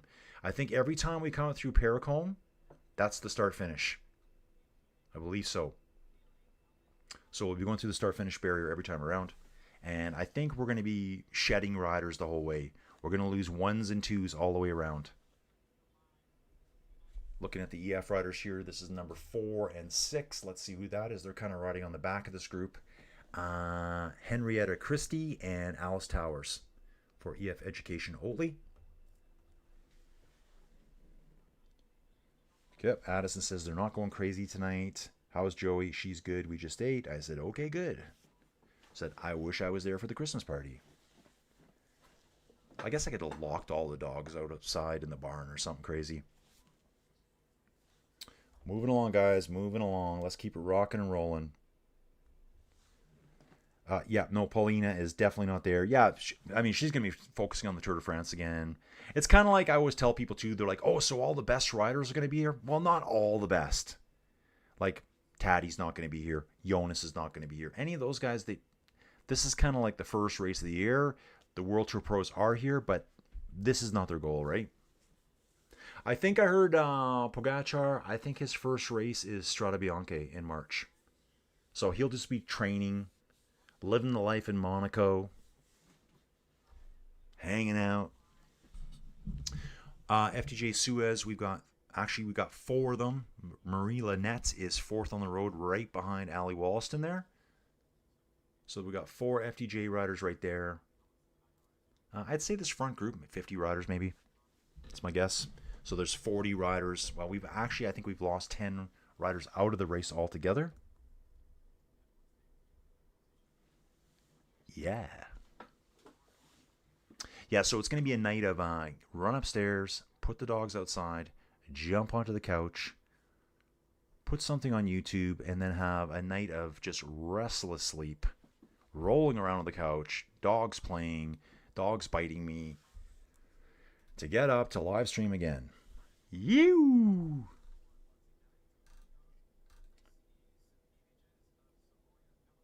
Oh, Paladin's out, guys. Paladin's out. Yeah, she's out. Maybe I saw that earlier. It shows her coming back down, shaking her head at her soigneur. I think that's what they would call him still. She came back down and said, no, I think I'm done. So kind of disappointing, first race of the season, and you're already like, this sucks. Maybe trying to get over an injury or sickness. 32.2 kilometers to go, guys. Wow. Where are we at? 8 hours and 29 minutes. Let's speed it up. It should speed up in the last bit here, guys, because currently we're going to be just under an hour to finish this. Man, this seems epic. This seems like a long stream, and it's not. Remember during Tour de France, guys, there were streams that were 6 hours long. 6 hours. Now 35 degrees Celsius, which is 95 Fahrenheit. Winds out of the northeast at 15 kilometers an hour. Yeah, there it's showing it now. Soraya Paladin out of the race for Canyon SRAM. Wow. So let's look at Canyon SRAM. That should be updated. Yep, there it is right there. So Canyon still has Nev Bradbury, great rider. Chloe Dygert, well, there you go. Justina Japla, best young rider. Tiffany Cromwell, superstar experience. And Wilma Antilia, who went on that big break today. Not sure if she's gotten back with them yet. Not sure. I'm going to find out. Okay, Addison, what's going on? Okay. And we're good. Yeah, things have slowed down in this group now, guys. I think every time... Oh, let me jump back here. I think when we start to climb every time, like where it goes up to the Paracombe, we're going to see the attacks get launched. They have 3 opportunities, 2 full laps before. Well, we have 3 more ascents up it, but 1 ascent is the finish. So they want to learn, figure out where the best place is to attack on that climb. Lots of riders here calling for their team cars. Here's Alessia Vigilia riding on the back of the peloton, riding for UNOX Mobility. Okay. Dreams here. It's expensive for small teams to go to Australia with bikes and all. Yeah, definitely. Totally. Big trip to get over there, right? Seeing the Australian champion on the front right now. We're coming. Yeah, so this is what I was saying, guys. If you look at the detail profile here, we're on the downhill section. I think every time around we're going to see a huge attack now. They're going to try to whittle people off. Well, there might be an attack going right now. Ryder moves to the front and actually puts some power down. It's Gannon for J. Cola. Ruby Roseman Gannon. I had the name mixed up in my head. She went with the Lidl Trek rider. They're all coming back, though. Amanda Spratt for Lidl Trek. And then one of the FDJ Suez riders comes up. FDJ United Suez. I got to say the names fully in case one of those sponsors says, wow, man, this guy says our name so well. Let's pay him. FDJ United Suez. Oh, yeah. Yeah, we're getting tired, folks. We are tired here. We're so tired right now. And the week's going to get harder. Remember, guys, okay, I said 8 days. I'm only down to 7 days of streaming for my first gig because I missed the first day. But, yeah, it's going to be tough. It's going to be tough. I think the men's race finishes on the 25th. Then we have a day off in between, the 26th. Look, Colin can count. And then on the 27th, we start the Tour of Alula, or the Alula Tour, whatever they call it. Move here up the left-hand side by Jayco Alula rider here. Yep, there. This is an attack moving right now. Really strung out good here. Actually moving at 74k an hour right now on this descent. So yeah, they got a few attempts to figure out this Paracombe climb, to how to light it up for the last time up for a stage win. So that's what they're learning right now every time around.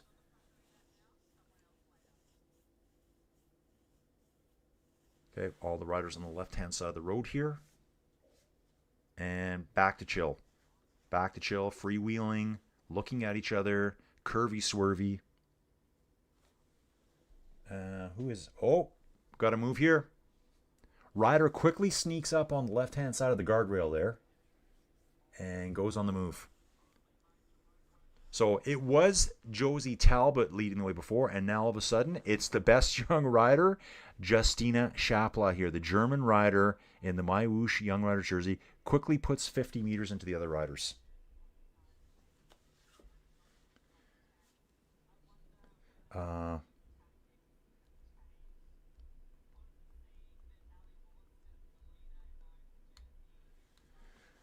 Oh, okay.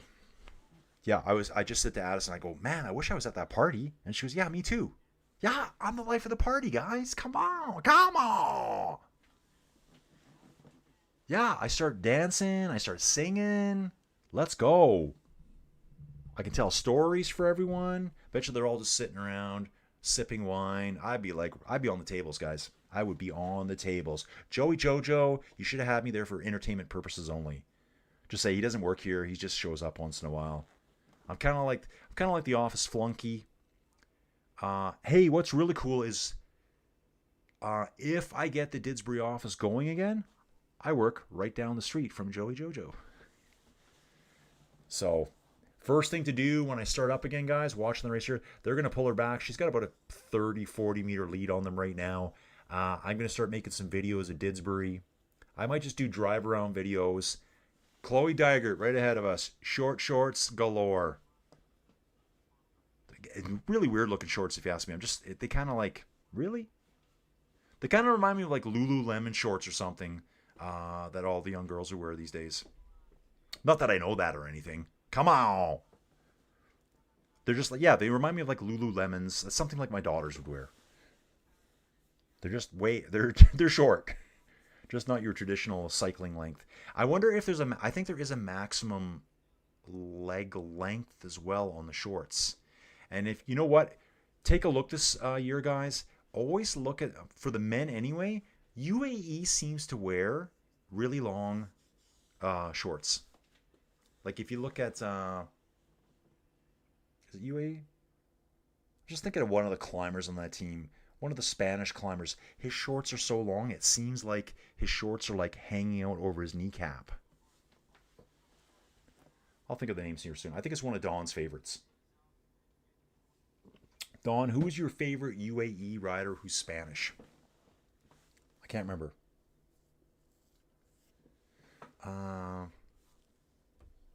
But with the dogs.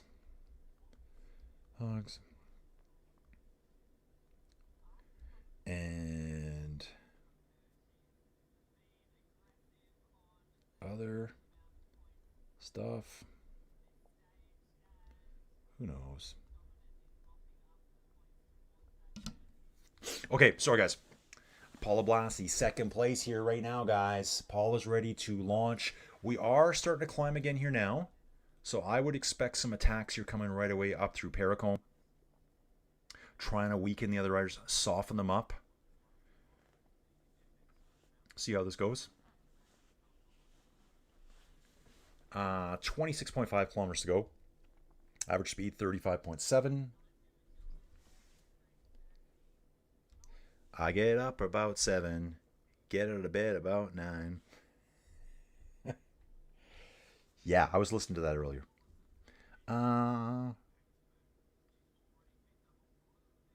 Oh, that's weird. Where have I heard it? Lululemon's owner hates Japan. Really? I don't know anything about that. Do you guys know that Lululemon, it's a Canadian company, and I think it was founded in Vancouver. I think. But yeah, Dream, I don't know anything about that. On the climb here, up the Paracombe climb, guys. Who's this at the front here? Who is this? It's Wilma's back up there again, guys. Wilma Antilia is back up front there. Lido Trek Rider going with her. So Wilma is back in the mix. So Wilma, this is great for her because she has time bonifications. If we look, I think she got 6 seconds on course. General. Yeah, she has 6 seconds of time bonification. So yeah, you can see it. She went from 50th place up to 3rd by getting those time bonifications. So she needs to finish in that front group. Oh, this is so cool. So cool. Last arrivals in Paracombe. 2020, Richie Port. 2017, Richie Port. 2015, Rohan Dennis. Ugh. I wonder what the final outcome, guys. I don't know if you know or not. It's kind of sad to talk about. After Rohan Dennis retired, there was some kind of weird, and I don't know all the details, and I'm just remembering it off of memory, so don't sue me. Somehow Rohan Dennis hit his wife with his car and killed her. I think it might have been he was goofing around in his car and he lost control of it and he hit her, and so I don't know what he'll get charged with. I don't know, but I think he has to go to jail at some point. I think. So you have to go to jail for killing your wife accidentally. But they're saying that he was, messing around in the car. So being negligent at that point. Paula Blassie, 19 points so far in the QM jersey. Gaia Relini, 11. Alessia Vigilia at 10.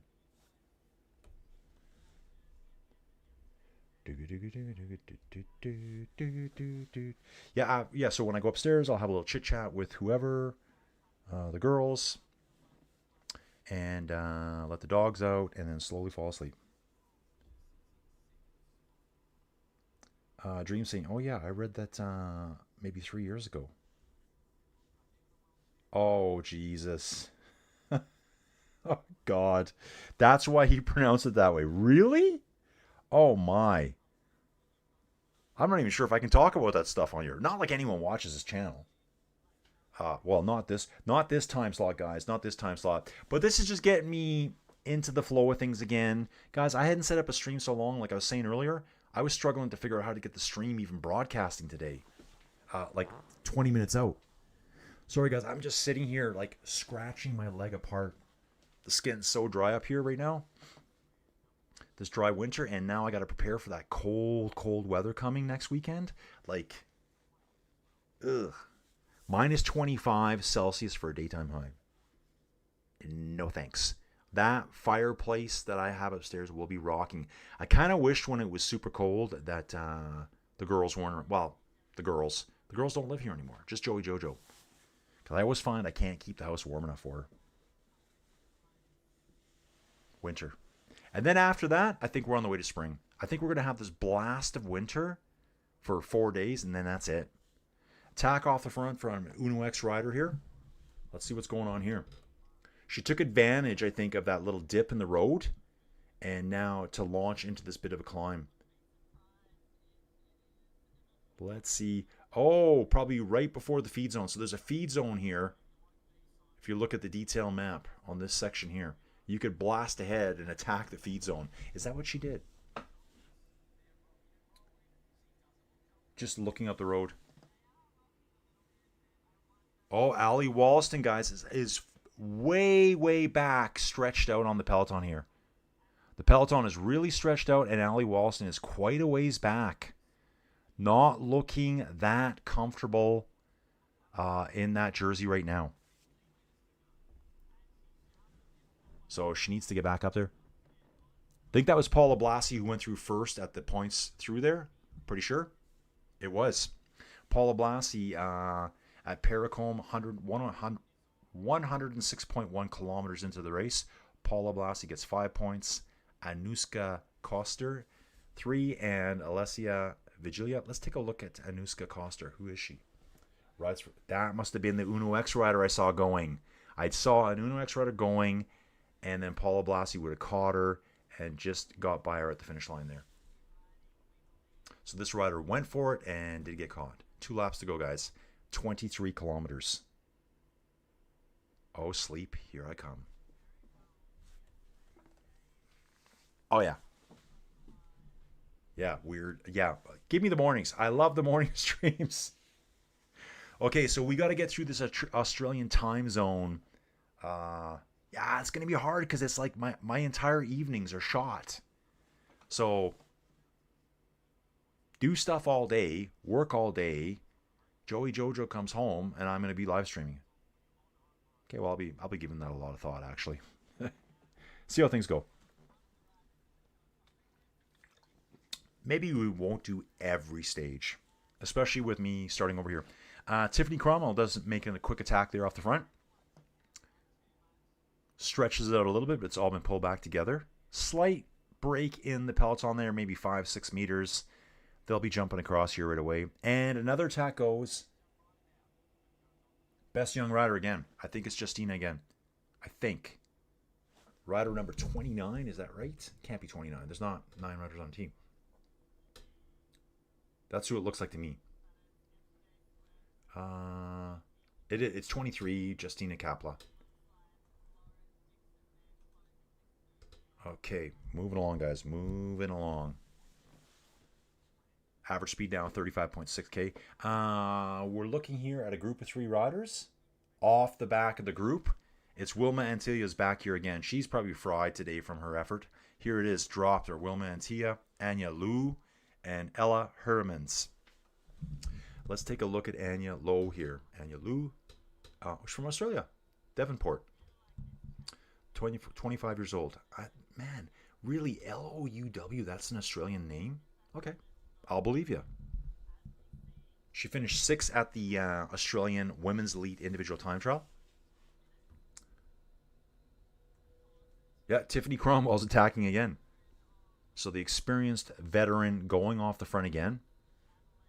I think all these attacks by her here, she's just trying to accelerate the race to help Team Israel. Attack comes up the far left-hand side via EF Education Oli rider. And another attack by Visma Lisa Bike. Huge attack here. Who's this? I got to figure who this is here. She pulls over, has a quick look back at the EF rider. Are they going to continue pushing? So they'll attack, and then you see them looking back. What have I done? What have I done? They want to see how everyone else is looking at that point. It's heating up, folks. We got 21.5 kilometers to go, and I got to go to bed soon. Woo! Attack coming here by Liv Alula Jayco rider. Going up. Yeah, and she does get a gap right away. Quick 15-meter gap. Other riders going to have to react. This is Josie Talbot from before. Let's take a look at Josie here. I don't know many Josies. Josie Talbot here for Liv Alula Jayco. 29 years old from Sydney, Australia. Funny story, guys. So, Joey Jojo, the wonderful Joey Jojo, who really does help me everything with the channel, guys. Anyways, Joey Jojo, her real name is Joey. I don't know why we started calling her Jojo. I forget. I think it's a common name for Joey. She's been called Judy, Jolie, Josie, like as in this lady's name, Josie. She's been called everything. I'm like, no, her name is Joey. Joey. Her name is Joey. That's her real name. And I just call her Joey Jojo. And I like to tell her I mention her name in every video. I think I do. I'm almost it's got to be like 99.9% of the videos. Joey Jojo gets mentioned. Hey Addison, you're watching too.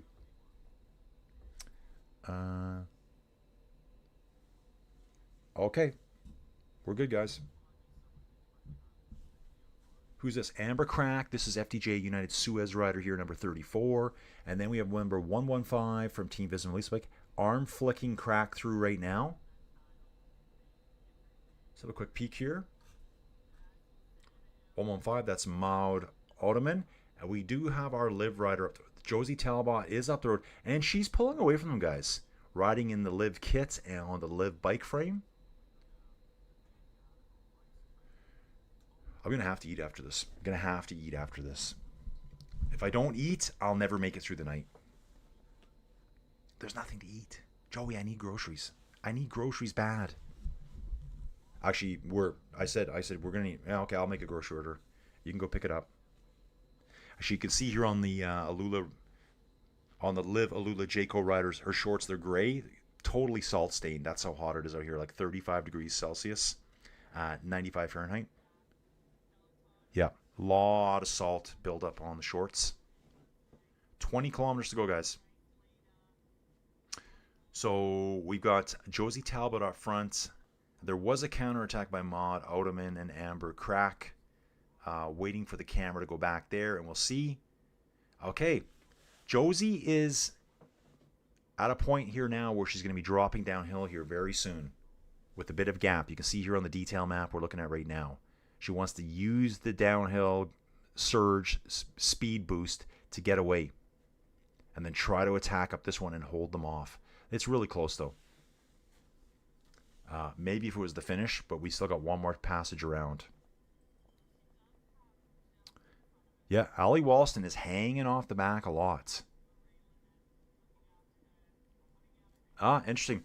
Lynette kind of reached over to her and touched her arm, and I could see Walston shaking her head no. She's probably like, hey man, do you want to get tacos tonight? No. Nah, bro, I don't want tacos tonight. Not when I'm racing. Yep, 20 clicks. Let's do it. 18.6 now. Just over 3 hours and looks like about 8 minutes of racing. Josie Talbot has a 5-second lead.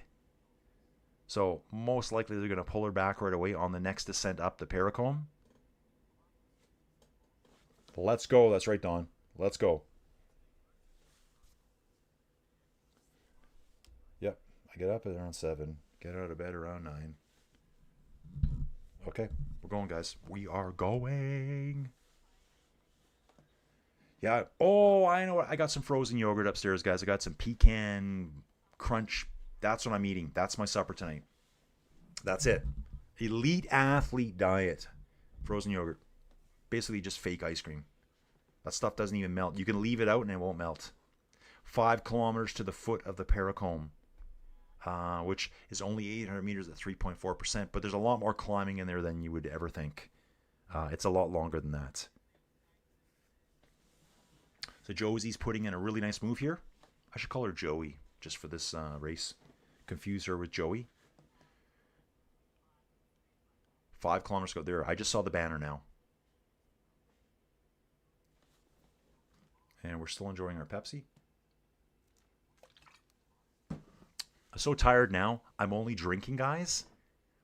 It doesn't help me stay awake. Just doing this helps me stay awake. That's how tired I am right now. Just by having to lift it up and, okay, don't fall asleep as you're lifting it. 5-second gap here. Now, we're on the little pimple before the Paracombe.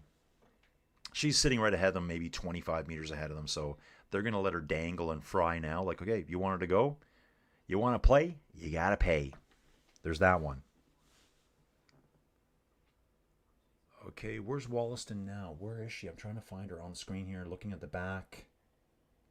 Well, she looks better than she did before. I think she's moved up. Before, she was like dangling off the back. So maybe she's recovered a little bit, whatever was bothering her. And it looks like Josie Talbot, according to PCS here, based on how they're scoring, where she's more of a one-day rider. One-day hills, kind of her specialties. Yeah, she's caught now.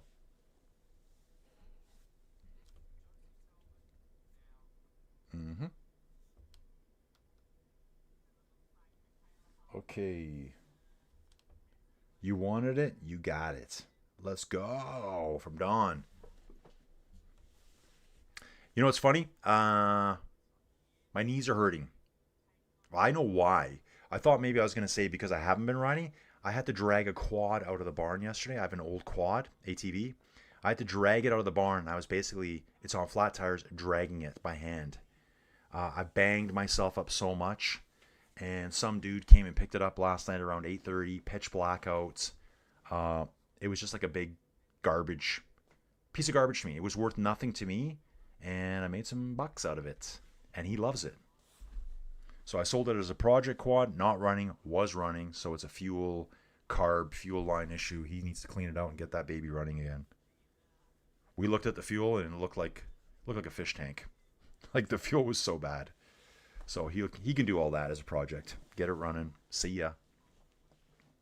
Okay, guys. 15.4 kilometers to go. Wow. And guys, when I said earlier too that I didn't think I'd make it, I honestly didn't think I was going to make it. Like when we had 100 kilometers to go, I'm like, there's no way I can last that long today. And now we're just hanging on, man. We're bonking. We bonked. Energy stores are depleted. We're still moving on, guys. We're still moving on. We're here starving to death. Joey, Jojo, and Addison have had a lovely dinner at the hotel. I'm starving to death. Allie Wollaston still number 36 here, FDJ United Suez. Like, she's third or fourth rider off the back of this group. Why is she hanging out back there? Guess she just doesn't want to be in the front. Australian national champion here, coming up on the left-hand side of the road. Front of the peloton right now, we have a lone EF Education Oatly rider on the front. Climbing the Paracombe, guys. We're going to climb it one more time. So, let me think about what they're going to do here. Yeah. After the Paracombe, I think there will be a tax on that little bit of a downhill. There's a little dip. And then they're going to use that to launch over the very crest of the backhand of the Paracombe climb to then go downhill, build speed up, and try to just launch your way up the Paracombe one last time. Let's see if it works out that way.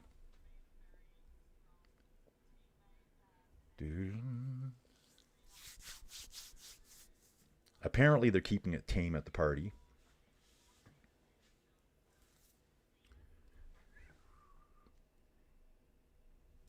Here we go. Moving on. So yeah, guys, don't forget, I will be doing the cyclocross race in the morning, and I know that's going to get some good views. That's why I'm going to do it, and I love cyclocross, and I hope Matthew van der Poel is there. That guy is so good. He is so good, so powerful. Like, he looks good on the road. He just looks incredible. Cyclocross. What did this say? Competitors in the Tour Down Under with the most career pro wins. Chloe Dygert with 23 wins. Amanda Spratt at 21. Mavi Garcia at 17. Ali Wallison at 16. And Emma Norsgaard Bjerg at 15 wins. Climbing up the Paracombe now. Let's see who's going to launch first here. I think this section here, everyone's eyeballing each other. They've all, they're riding at a nice fast pace, but no one's blowing themselves up here. They're all keeping an eye on each other, like wondering, when do we go? When do we go?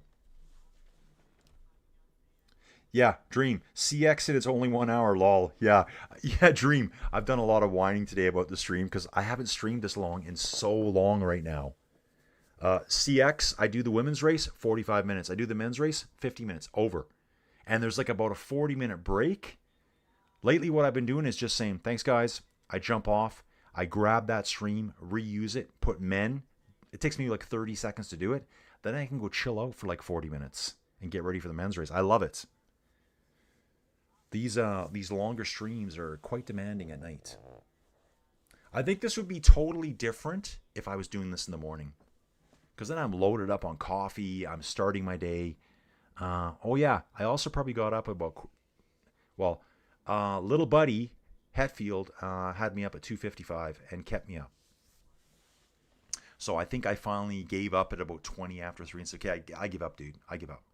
And I went and made a pot of coffee. So yeah, I'm kind of fading now. Oh, here's the attack. Paula Blasi here attacking now. I think this is Paula. Over the top of the Paracombe climb.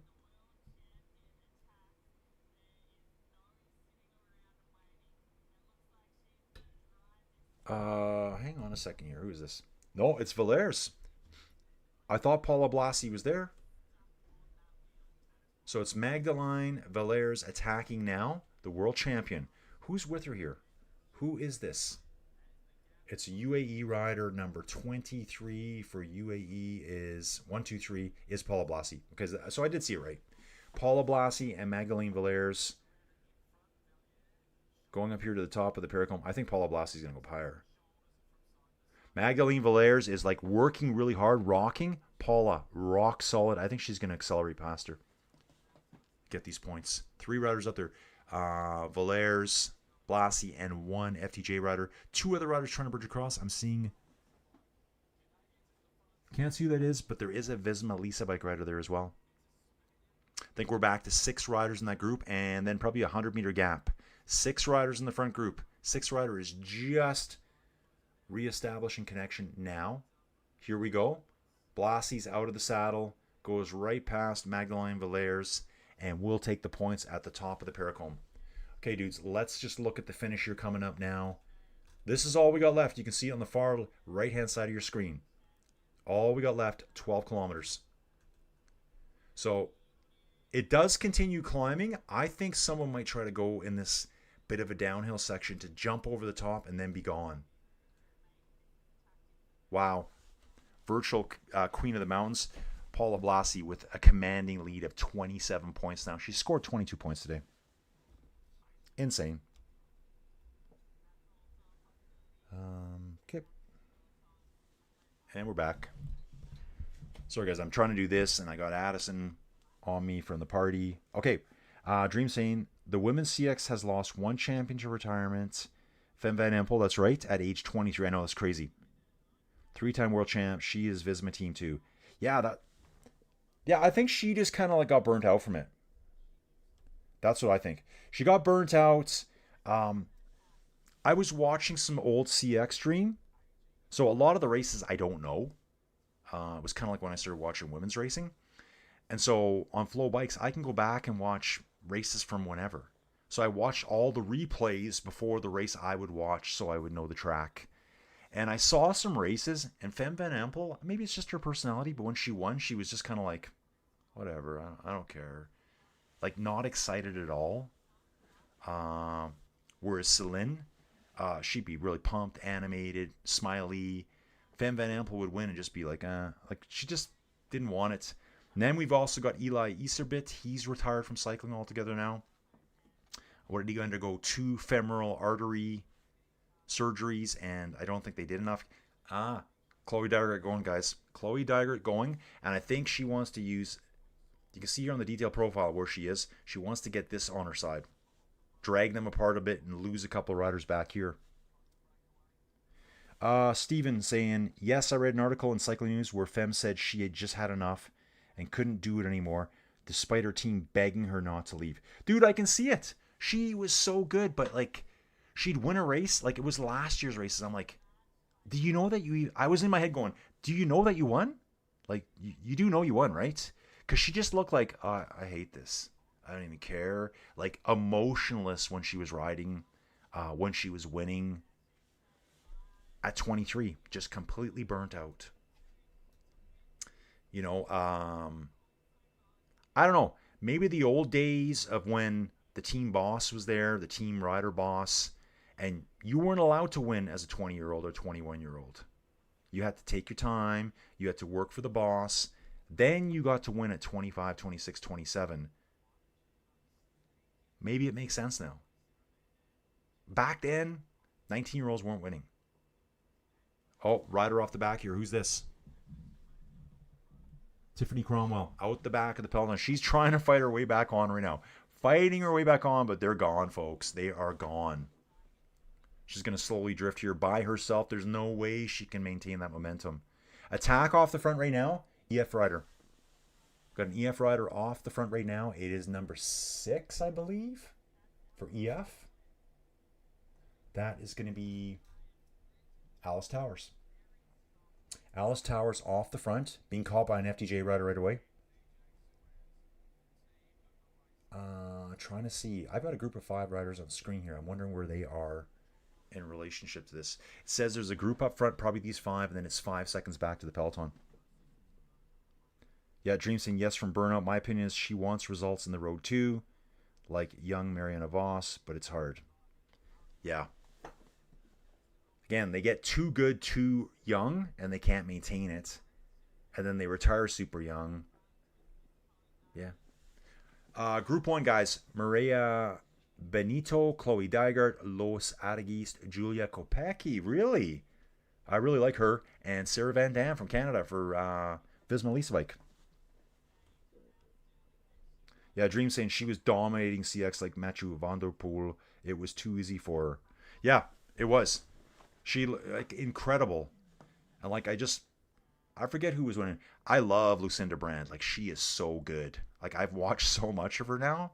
But I have missed the last couple races in Collins Funky time. I just said, I'm done. I'm not doing anything right now. I just had no interest in streaming. I didn't have any interest in watching cycling. And it wasn't cycling. It was other stuff. Just playing with my brain. Okay, guys. 8.2Ks to go. 10-second gap between our front 5 riders and the peloton. Okay, it's showing here the position in the GC for the riders in Group 1. Highest placed rider is Los Adagist at 9 seconds. Sarah Van Dam, 10 seconds back. Chloe the same.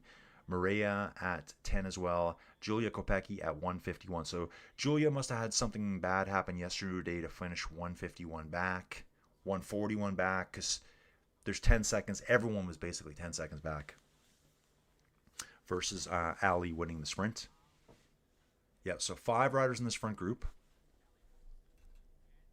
Here's that downhill. So those 5 escaped in this section that I was talking about. That's where they've escaped. And now they want to play that situation again on the downhill here. Just bomb away. The 5 of them up front might be able to get through corners quicker on the descents than a big blob like this. Dream saying, yes, Brand is dominating now. She's 35. There's still Selena Alvarado. Yeah, she's great. Selena Alvarado, that's the one I was talking about. So, Fem Van Empel wins. Dead face. Nothing. Second place, Celine Smiley talking to the camera. Yeah, that's what we want to see. Puck Peterse. And guys, I've learned how to say some of their names by watching the CX. And what's really cool is all the dudes that are so good at CX, they're roadies as well. Tibor Del Grosso. There's a ton of them. Thibaut Nace. They're all roadies. If you guys gave me a few minutes, I could think a ton of them, but right now I can't. But I'm thinking Nace and Thibaut Delgrosso, obviously Mathieu van der Poel. Who's other big names?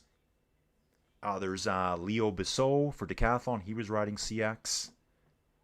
And for the women, you've got Puck's the big name, I think. Lucinda Brand rides for Lidl Trek on the road. But Lucinda Brand, if you look at her road results and her CX results are like way, way, way, way higher than her road results.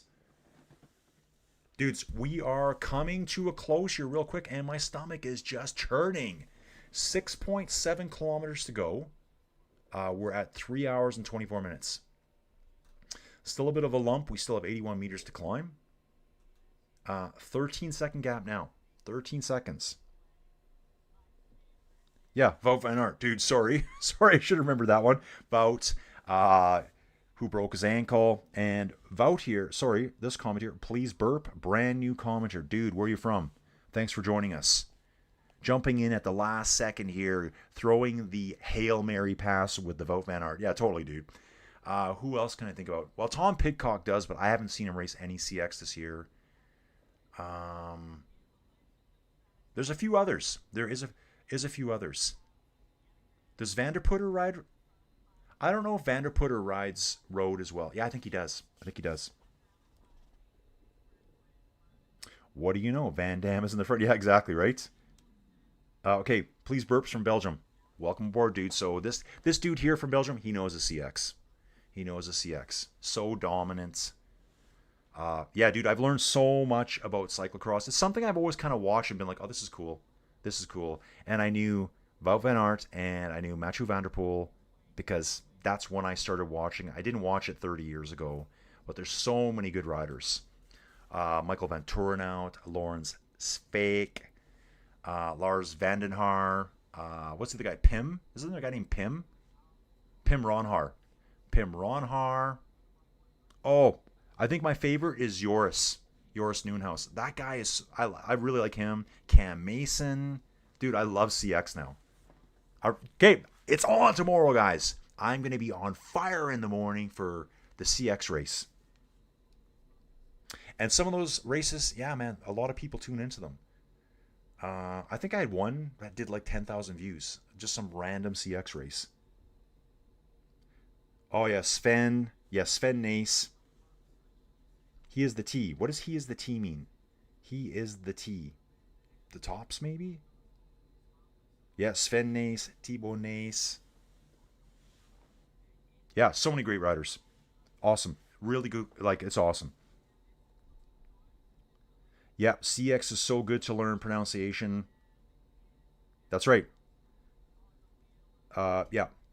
Sven Nace is the father of Thibaut Nace. Yeah, I was going to do that race too, but again, it happened right after New Year's. I kind of had a funky New Year's because they have the GP, Sven Nace. And I'm like, oh yeah, I'm doing it. I told everyone I'm doing this, and this. I did nothing. I just pulled the pin on everything. Just a little check on my brain, I think. That's what I needed. And here we go. Sarah Van Dam from Canada sitting on the front here. Okay, Julia Kopecky. Yeah, you got to think out of these five, it's Chloe. You got to think out of these five in this group, it's got to be Chloe.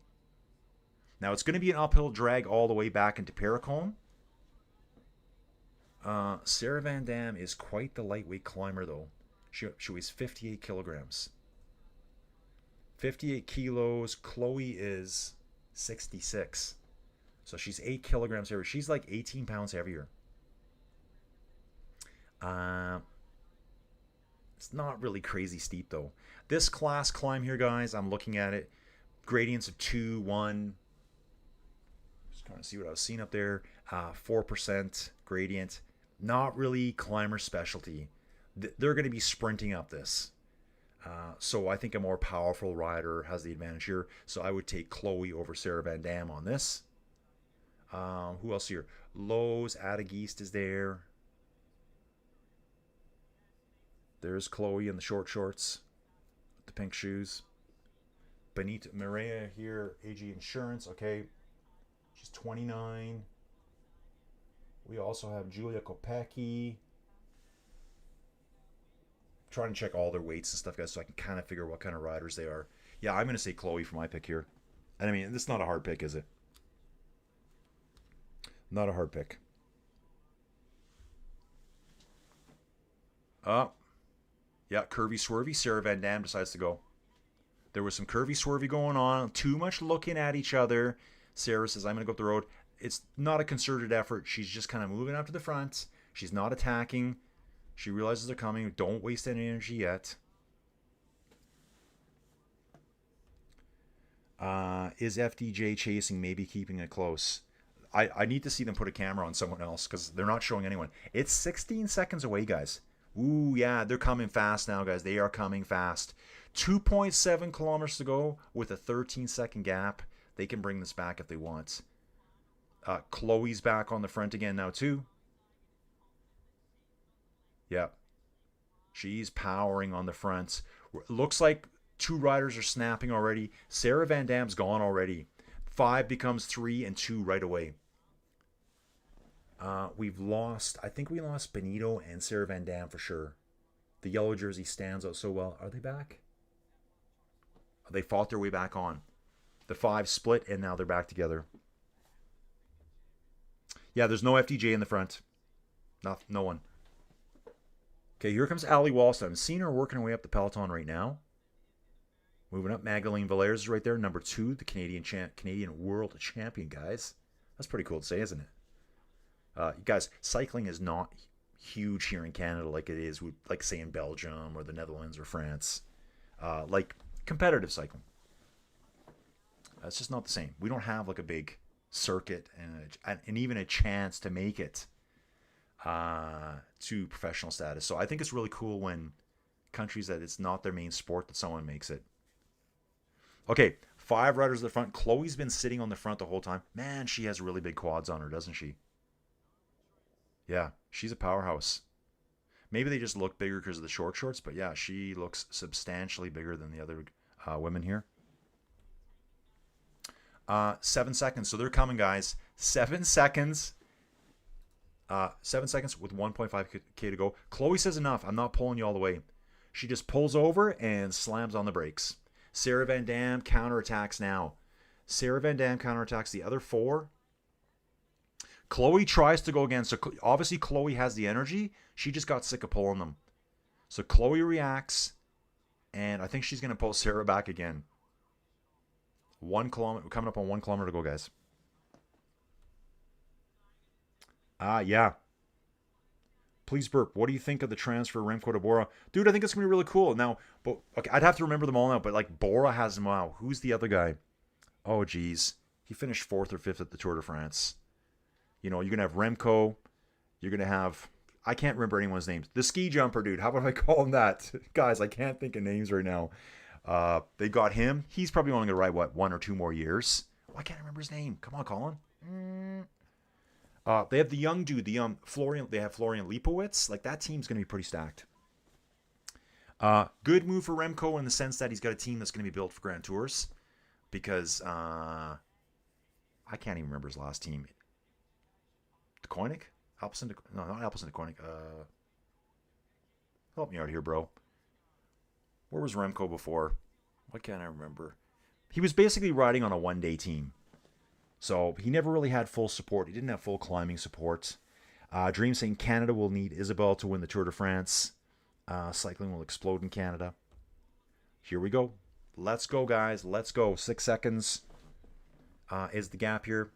Or are they all together now? Attackers are caught. They're all caught, guys. Launch. Magdalene is on the front, guys, right away.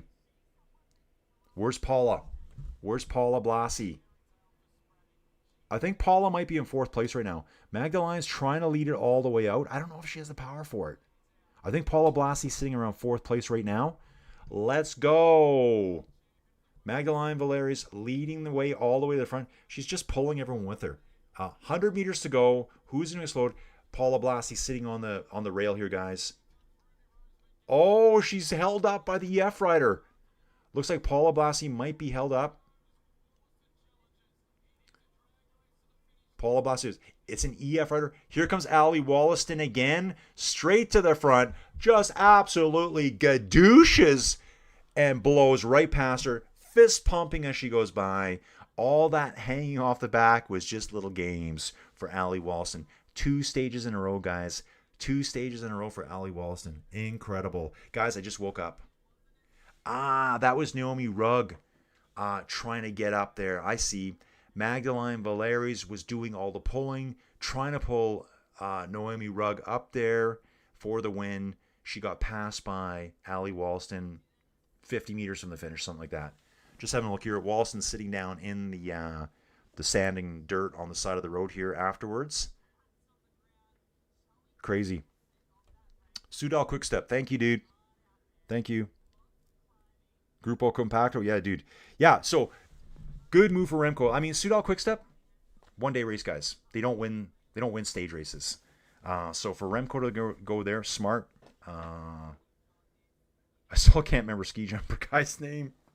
You know, the guy that almost won the Tour de France and then his helmet slid back. Why can't I remember his name? This is a quiz for you guys. Yeah, he'll be there to support him. And yeah, GG's. GG's. Let's start saying that, guys. GG's. Allie Walston. So she's got one more stage to go, guys. She's won 2 stages in a row. Josie Nelson got third place for Team Picnic Post NL.